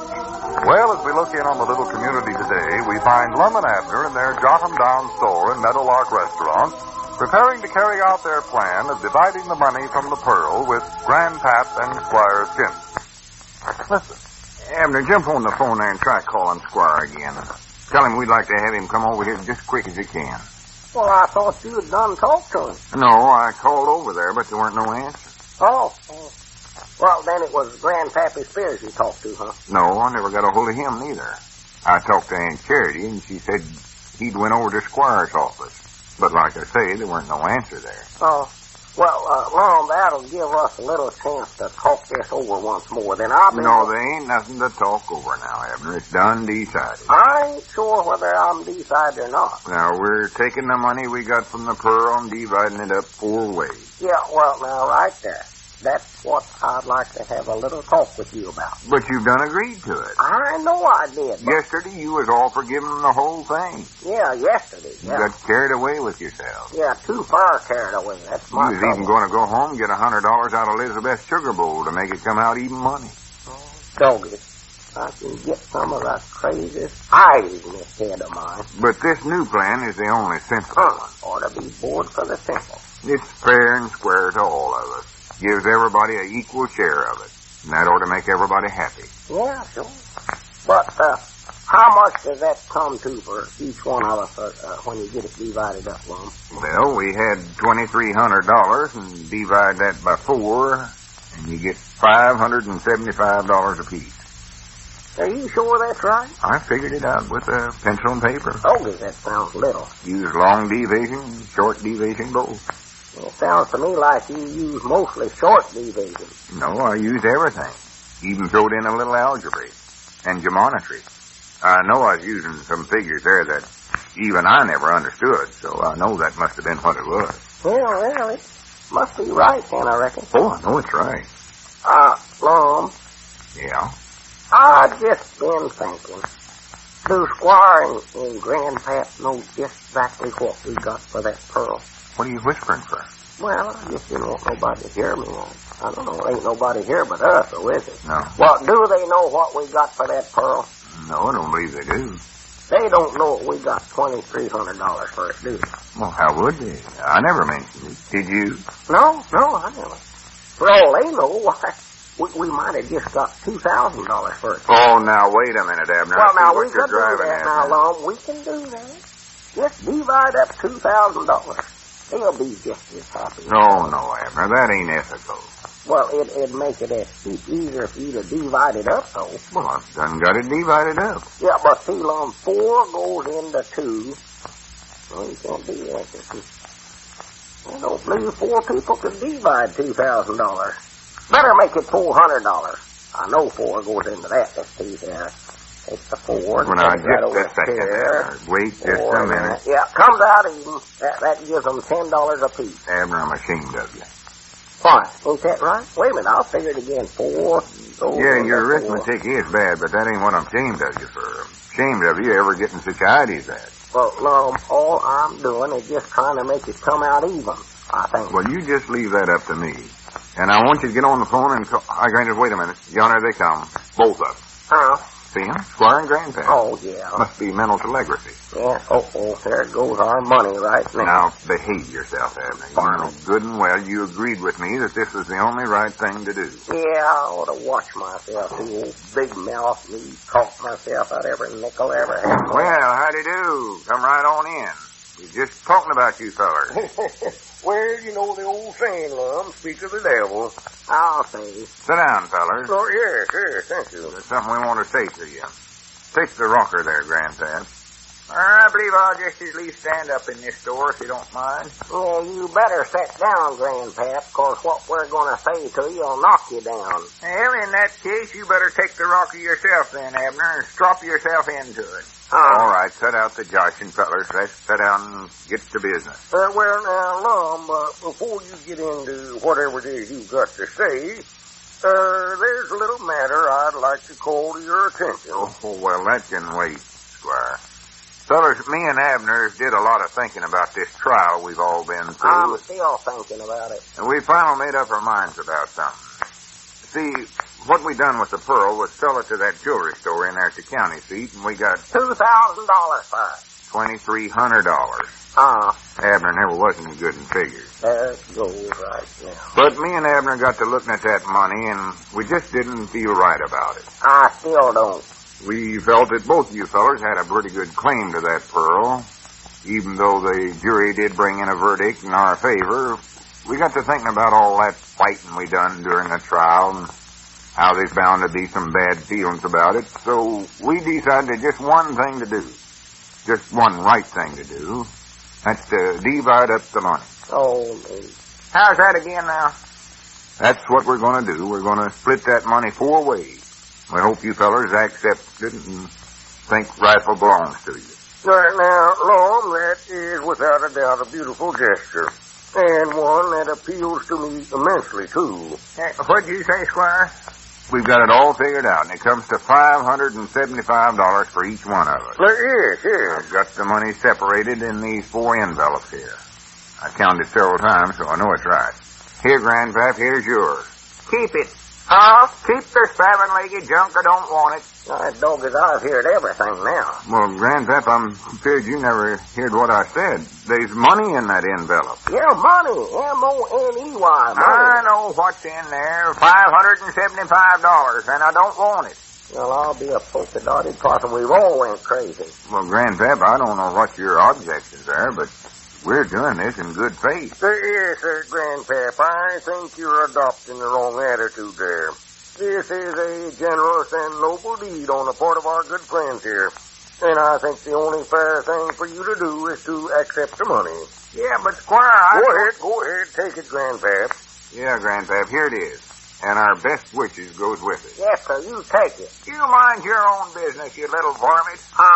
I ain't gonna take that money, and there ain't nobody here big enough to make me do it. Is that so? Yes, that's so. Well, I don't know what you're trying to get away with, Grandpappy Spears, but whatever it is, you ain't gonna do it. Here. Whoa, now, hold on. I'll fist fight him. I'll shove it down his throat. Granny, we don't want this to wind up in a scuffling match. I never realized before how hard it was to give money away. Yeah, make the old goat take it now. Just hush up, Abner. Varmint. That ain't no way to try to force money on somebody. Now, look, Grandpap, just what is your objection? Well, I've got my reasons. What are they? I've got reasons. Just name one. Go ahead, name just All one. right, I will. It might interest you to know that Grandpap, I think perhaps I understand what's back of your attitude. As you know, Grandpap's a man of deep feeling and great emotion, a highly sensitive type. Very difficult for a man of his nature to accept money that he doesn't feel that he has rightfully earned. How's that? Therefore, I know he's just assuming this bold, brusque attitude to cover up his sentimental nature. He just can't bring himself to take advantage of anyone or anything. Now, Grandpap, I'm sure, though, that Lum and Abner here understand how you feel about these things. After all, they're two of your very best friends, you know. Yeah, but what about... And I think you would be doing them a great injustice not to accept this money. Which envelope is mine, Lum? This one right here, Squire. Oh, yes, thank you. Just put that right here in my coat. I'm certainly much obliged to you, men, too. Not at all. Yes, sir, I'll remember this as long as I live. I consider this a token of the great friendship that exists between us. Well, I'm proud you feel that way, Squire. Yes, indeed. I know I feel better about it, too. Aunt Lum, I want you to know something. That even though we've tangled in legal battles during the course of the trial, there never existed in my soul 1 ounce of animosity towards you men. I valued your friendship then, just as I do today. Well, that's mighty nice of you to say that, Squire. True friendship, that's what it is, yes. Here, Grandpap, here's your envelope. Take it for old time's sake. Yeah, go on, take it, Grandpap. Take it for old Lang Syne. If I take it, it'll be for myself. Let old Lang get his own money. Yeah, you're right. Let's not get nobody else in on this thing. Splitting it 4 ways is bad enough. Well, would you accept the money then, Grandpap?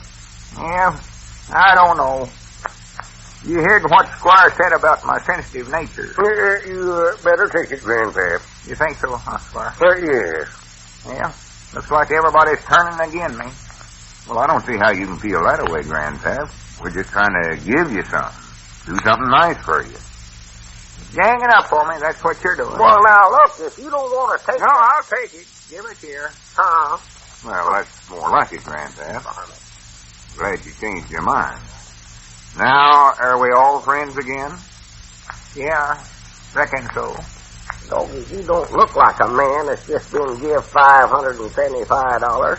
Looks downright sad about it. Well, how would you feel if you just been cheated out of about $9,500? Cheated out of $9,500? Why, sure. All I got out of you was around $500. And when me and my new attorney, Squire, come over here Grandpap, now, we're aiming on lawsuing you for $10,000. $10,000? Yes, the damages for the tooth I broke trying to eat that pigeon-toed pearl in your Salmon Logan restaurant. Jiminy, I've been robbed. From now on, you fellas can just find your own pearls. Well, Lum and Abner's generosity may have saved them some money after all.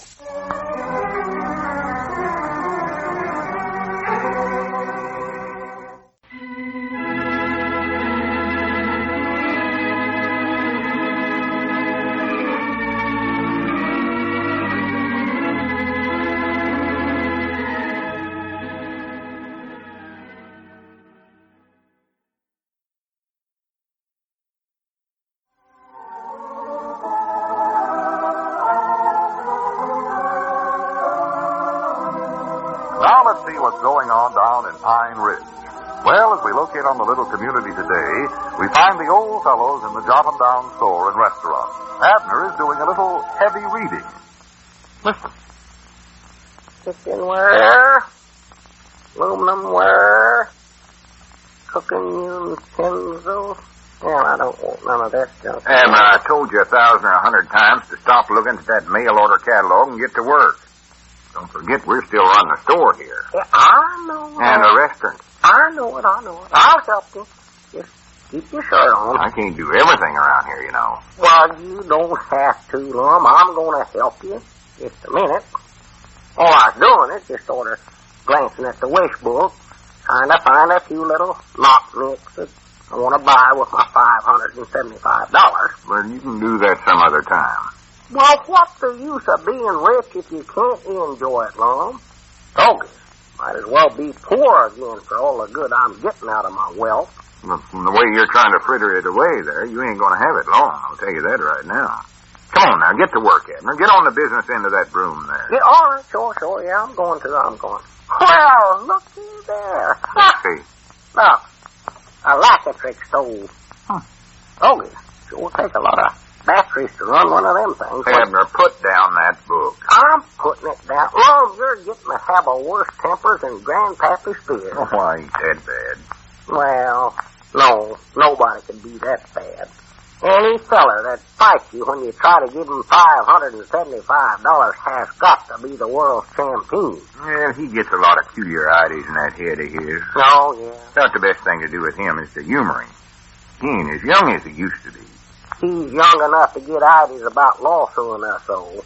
Imagine him going to sue us for $10,000 just 'cause he broke off a little old tooth in our restaurant. Well, it was only gooder than he had, you know. I don't care how good it was, Lum. It weren't worth no $10,000, I'll tell you that.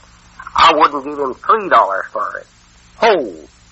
Wouldn't give him much more than that for the whole dad-blame set he's got. Well, I'll admit it did sound pretty high. Now, if it was that and he wears on his watch chain, that'd be different.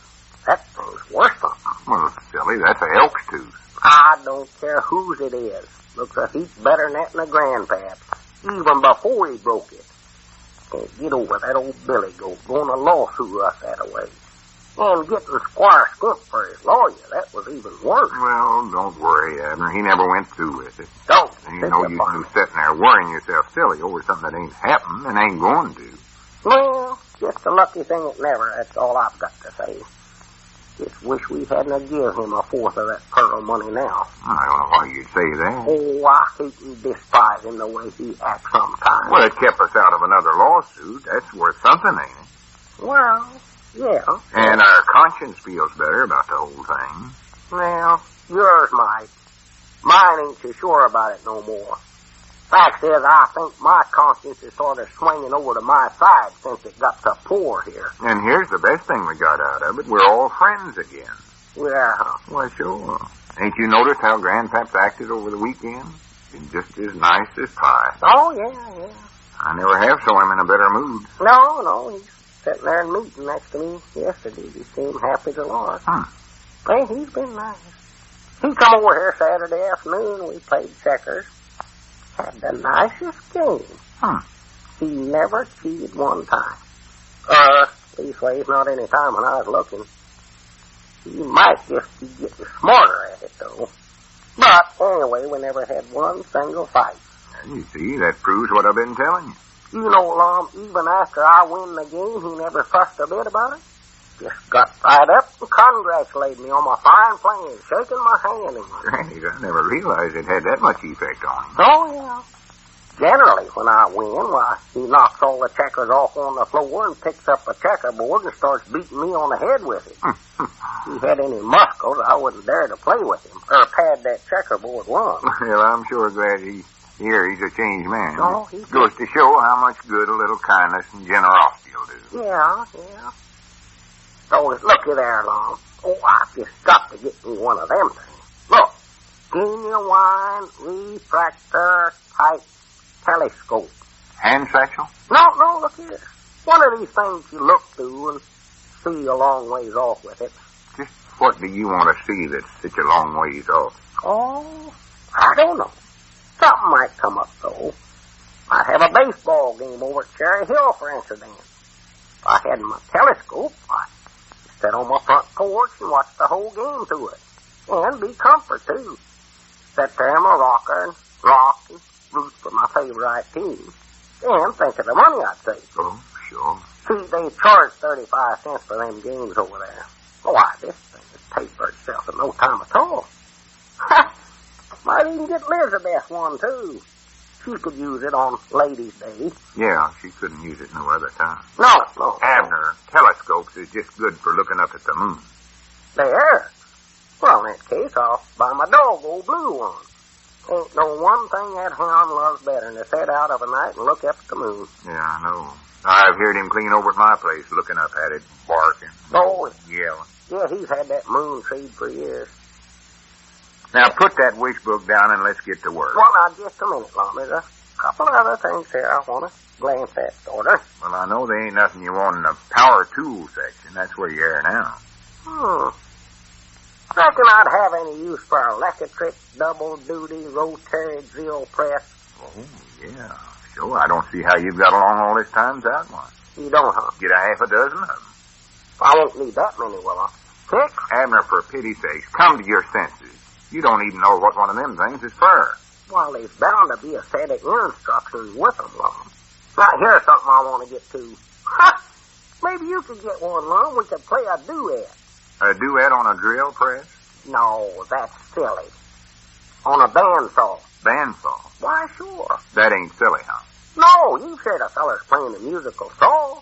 You know, Dad Foss used to play one. Of course, he just used the old-fashioned saw. These must be made special to play in a band with. I reckon that's why they call them bandsaws. Now, wait a minute, Abner. I don't see how you could ever hold one of these things twixt your knees, though. Well, maybe you don't bow these like old Dad Foss done. Might just plunk them. Abner, you can't play a bandsaw. How do you know I can? I ain't never tried it. Dad Foss could do it, I can. I know I'm as smart as he is. I begin to have my doubts about that, too. I reckon this kind here you don't have to bow is sort of improvement. That was the trouble Dad Foss used to have. He kept throwing the bow into. Recollect, Lum? Oh, yeah, sure. But a bandsaw ain't the kind. It's taken him about 3 bows to get through a course of Red Wing. Man, he finally found out, though, he was playing on the wrong side of the saw. That was his trouble. Now, Abner, for your information, a bandsaw is just used... What's the use? Go ahead and order one. Yeah. Serve you right. Want me to get you one, too? I'll pay for it. I don't. I'll treat you to it. All I want you to do is take that broom there and stuff. Well, here comes our old pal. Grandpappy Spears. Oh, good. You know, it is nice. The change that's come over him. Yeah, bless it. Worth every cent of that $575. Well, that's heart. I wish he wasn't quite so nice to hold on. Just, he don't seem like himself. I just hate to admit this, Lum, but I believe I used to enjoy fighting with him. Well, that's all changed now. Yeah, it's a shame, too. Life's sort of dull around here now. Well, howdy, Grandpap, old friend. Come on in here, old pal. Don't speak to me, you little sawed-off varmint. That's a fine underhanded trick you pulled on me. Trick? And then you got enough nerve to stand there and call me old pal. Well, here, now, wait a minute. What are you talking about? You know good and well what I'm talking about. That pigeon-toed telephone call. You spavined-legged Indian giver. Oh. First you give me an envelope full of money, and then the next day you try to scare me into giving it back to you. I never done no such a thing. You did done it. You never fooled me none. I don't even know what you're talking about. Yeah, what's all this about, Grandpap? Man's plumb crazy. Lost his Oh, don't act so innocent. I know what you done. Only thing I can't figure out is how did you make your voice sound that way? Abner, what did you do anyway? I never done nothing. I'll tell you what he done. This morning the telephone rung, and when I answered it, Abner come on with this funny voice and said, "Death strikes without warning. Beware." I never said that to nobody in my whole You life. said it to me. I never. You never. I mean, you never. No, sir. Honest. Are you sure? Cross my heart and hope to die. Look here. Cross. Well, who could it have been then? Well, it weren't me. Grandpap, you must have just imagined that. Nobody called you up and say a thing like that. Jiminy, somebody done it to me. I stood right there on my 2 pigeon-toed feet and heard him with my 2 spavined-legged ears. "Death strikes without warning," he says. "Beware." Don't. And Abner Peabody, if you think you can scare me into giving you back that money by making me think I'm going to die, you got another think to come. I told you I never done it. Abner, look me straight in the eye and say that. All right. Look. Well, take your glasses off, Grandpa. I'm looking. Stick me and make your eyes bug out. I'm scared to get close to you. Now, I know I heard it just as plain as anything. Somebody's threatening my life. Oh, somebody's just joshing you, no doubt. Bound to be. Yeah. Abner, if you was to tell me you done it, I wouldn't really be mad at you. See, I'm laughing about it. See there? Well, Grandpap, I'd love to say yes, but I can't. Only then somebody's out to get me. The end has come, man. Oh, now, Grandpap. I'm doomed. I'm a doomed man. Well, here, wait a minute. Where are you going? I'm going home, lock the doors, barricade myself in. I'm a doomed critter. Well, here, now, wait a minute, Grandpap. Now, come back. For the land's sake. All right, Abner, why did you do it? What's the idea of scaring an old feller like him? Lum, I'm telling the truth. I never done it. Honest. Well, Granny, if you never done it, then somebody... No, that's silly. Or is it? Him with all that money. Granny, I wonder...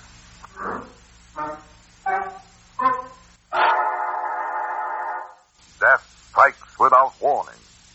Who would threaten the life of Grandpappy Spears?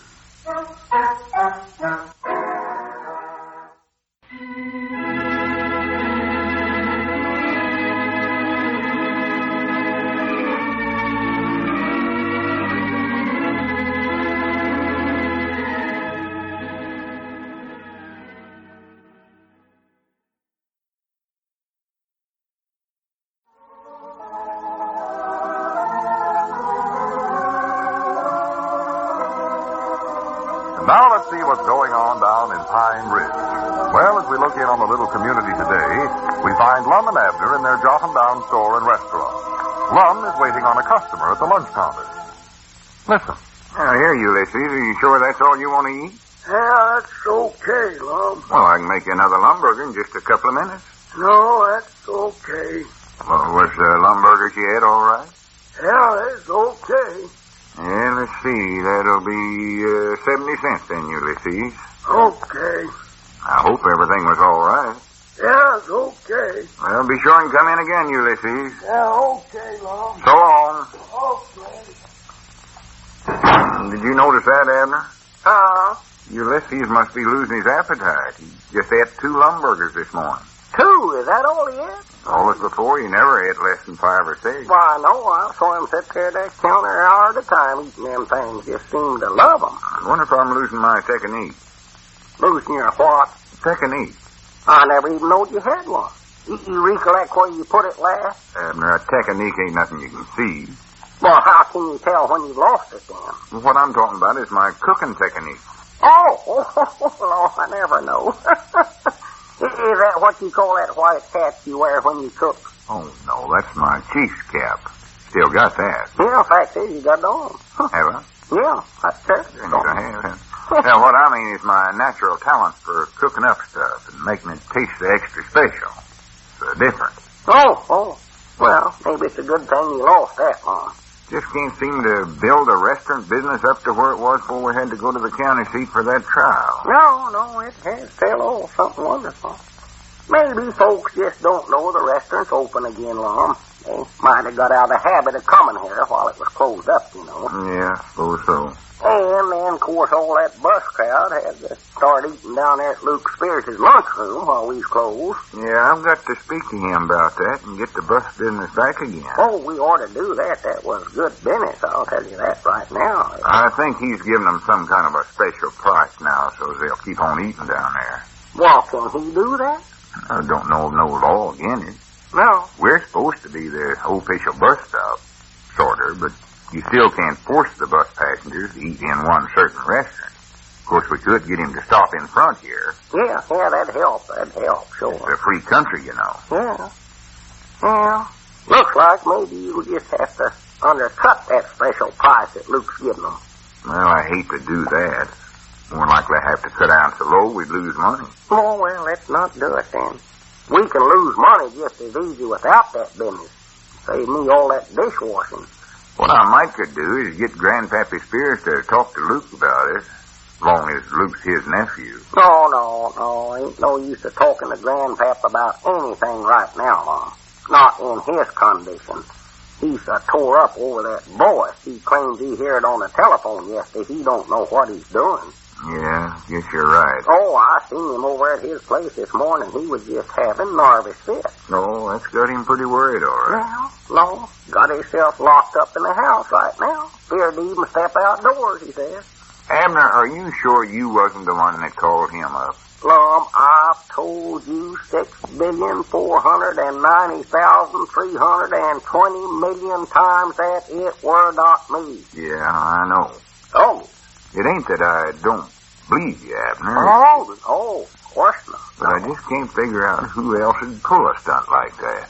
Huh? Of course, there's an awful big chance he never even heard that voice. just imagined it. Why, of course he did, Lum. You know Grandpap. He's always imagining things like that. I know. Recollect that time he thought somebody was following him home one night, scared him plumb to death. And all it turned out to be was just a loose sole on one of his shoes. It'd come unsold and started flapping. He thought sure it was some footsteps behind. Yeah, recollect that. Come running up on my front porch, banging on the door, hollering for help, scared the daylights out of me. And he still swears up and down that it was somebody. I know he does. Oh, yeah. Ain't no use to try to tell him no different, neither. No, he says it was the Norris escape that he ever had. Once he told me, Lum, that fella was over 7 foot tall, what he told me. Oh, he gets ideas in that head of his, no doubts about it. Was carrying a big telephone post for a club, he said, chasing me. No use trying to argue with him like arguing with a stump on fire. Oh, stubborn as a blue-nosed mule. And that's more than likely all that phone call was, too. He just heard wrong, got scared, and hung up. Why, sure. Never found out who it was or what the actual wanted. Why, no. I know good and well that's all there is to it. I wouldn't pay a bit of attention to it. Nobody ain't going to call up and try to scare an old feller like him. Well, gentlemen. Howdy, Squire. Never seen you coming in there. No, how are my good friends this morning? Oh, not bad. Can't complain. Abner, would you get me down a can of that tobacco up there, please? Yeah, sure, yeah, I'll get it for you, Squire. Maybe you better make that 2 cans, Abner. I'm a little upset today. On such occasions, I find that I smoke a good deal. Seems to quite the nerve. Why, what's got you upset, Squire? Oh, well, nothing, Lum. Not a thing at all. Just put the tobacco on my bill, Abner. Yeah, I'm already doing it. Well, I better be running along. I'll see you men later. Well, wait a minute. You forgot your tobacco. What's that now? Here. Yes. That's what's the matter with me. I can't seem to think straight at all today. No. Granny, your hand's sort of shaking there. Is something the trouble, Squire? No, not a thing. Well, it's just, it's hardly worth mentioning. Well, if there's anything we can do for you, Squire, we'd be more than proud to help. No, thank you, Lum. There's really no way that you can help me that I know of. Well, it's just, it sounds a little ridiculous when you try to tell it. Well, go ahead. If it'll help any to get it off your mind. Sometimes it does, you know. Well, yes. Well, I just don't know what to make of it, but late last night my telephone rang and some mysterious voice, it's too ridiculous to tell. Oh, wait a minute. Did this voice say death strikes without warning? Beware? Why, yes. Lum, was that you? No, but Grandpap Spears heard the same thing. Last night? No, yesterday. His call come in the morning, I believe. Well, now, what do you know about that? I thought it was just something that Grandpap imagined in his own head, but Granny's, if you got the same kind of a call, there must be something to it. Yes, what do you suppose it's all about, Lum? Well, I don't know. Well, I don't either, but I'll tell you it certainly was a disturbing phone call. Have something like that happen in the middle of the night. Wake a man up, scare the daylights out of him. Well, sure it was. Of course, I tried to dismiss it. My own mind is just the work of some prankster. I tell you, Lum, I didn't hardly sleep a wink the whole night through. Just a minute, Squire. Did that voice sound like it belonged to anybody you know? Like, say, Abner, or just anybody? No, I thought about that last night, Lum. I laid there in bed after I hung up the receiver. Studied over my mind. It didn't sound like any voice that I've ever heard before, I don't believe. Uh-huh. Well, if you hear it again, Squire, I wish you'd let me know. Yes, I will. Tell me just exactly when you hear it. Yes, I will. Do you have any theories on this, Lum? Well, no. I'm just curious is all. Uh-huh. Well, I'll sure call you, Lum. And if Grandpap gets any more calls, I wish you'd tell me, too. Yeah, I sure will, Squire. As a rule, I'm not one to worry about such things, but such as that is upsetting, you'll have to admit it. Well, I'll see you men later. Yeah, and don't worry too much about it, Squire. I'll try not to, Lum. So long. So long. what do you know about that? Squire got a call, too. All right, Abner. You can drop all that interesting talk. Now I know it was you. Me? Why, sure, I can see the whole thing now. Grandpap and Squire was the two fellers we give part of that pearl money to. And you just can't stand to think of them having it, so you're trying to get them scared and figure out some way to get them to give it back. Why, Lum, Edder, there ain't a word of truth in there. Well, the least you can do is just stop telling stories about it. I ain't telling no story. I never thought you'd stoop to nothing like that, Abner. Fact is, I never thought you were smart enough to study up such a scheme. No, I ain't so ignorant as all that. Oh, so you admit it? No, sir, I don't. Come on, Abner, you might as well fess up. I've caught on to you. Oh, Lord. You might just as well make a clean breast of it now. The longer you keep it up, the deeper in you're going to get. Lum, why do you keep blaming me? Because you're the one that never wanted to give him that money in the first place. And I noticed you was awful quiet when Squire was in here telling about the voice. Didn't have nothing to say, did you? Well, I just busy listening. Sure. Scared you'd say something that'd give yourself away. I never done it. I never done it. I'm ashamed of you, Oh, Abner. Lord. And I'll tell you one thing. If you don't come to your senses and cut out this huskin' chuckins, I'm going to turn you into Uncle Henry Lunsford. You can't go around threatening people that way. That's against the law. Well, you're threatening me right now. Well, I've got reason to. Now, you better get over to Grandpap Spears' house and tell him the whole... Wait a minute. What's the matter? I just happen to think of something. Well, I'll guarantee you, Lum, I never had nothing to do with this. Now, don't look at me like that, neither. It weren't me. Honest, cross my heart, right now. Wait a minute. Huh? There's the phone. Well, I ain't gonna tell Grandpappy Spears nothing. Wait till I get there and answer the phone. Hello? Jot him down, store. Lum Edder's talking. Hello? Hello? Without warning, you may be next. Beware. Well, that proves it isn't Abner. What is this, anyway?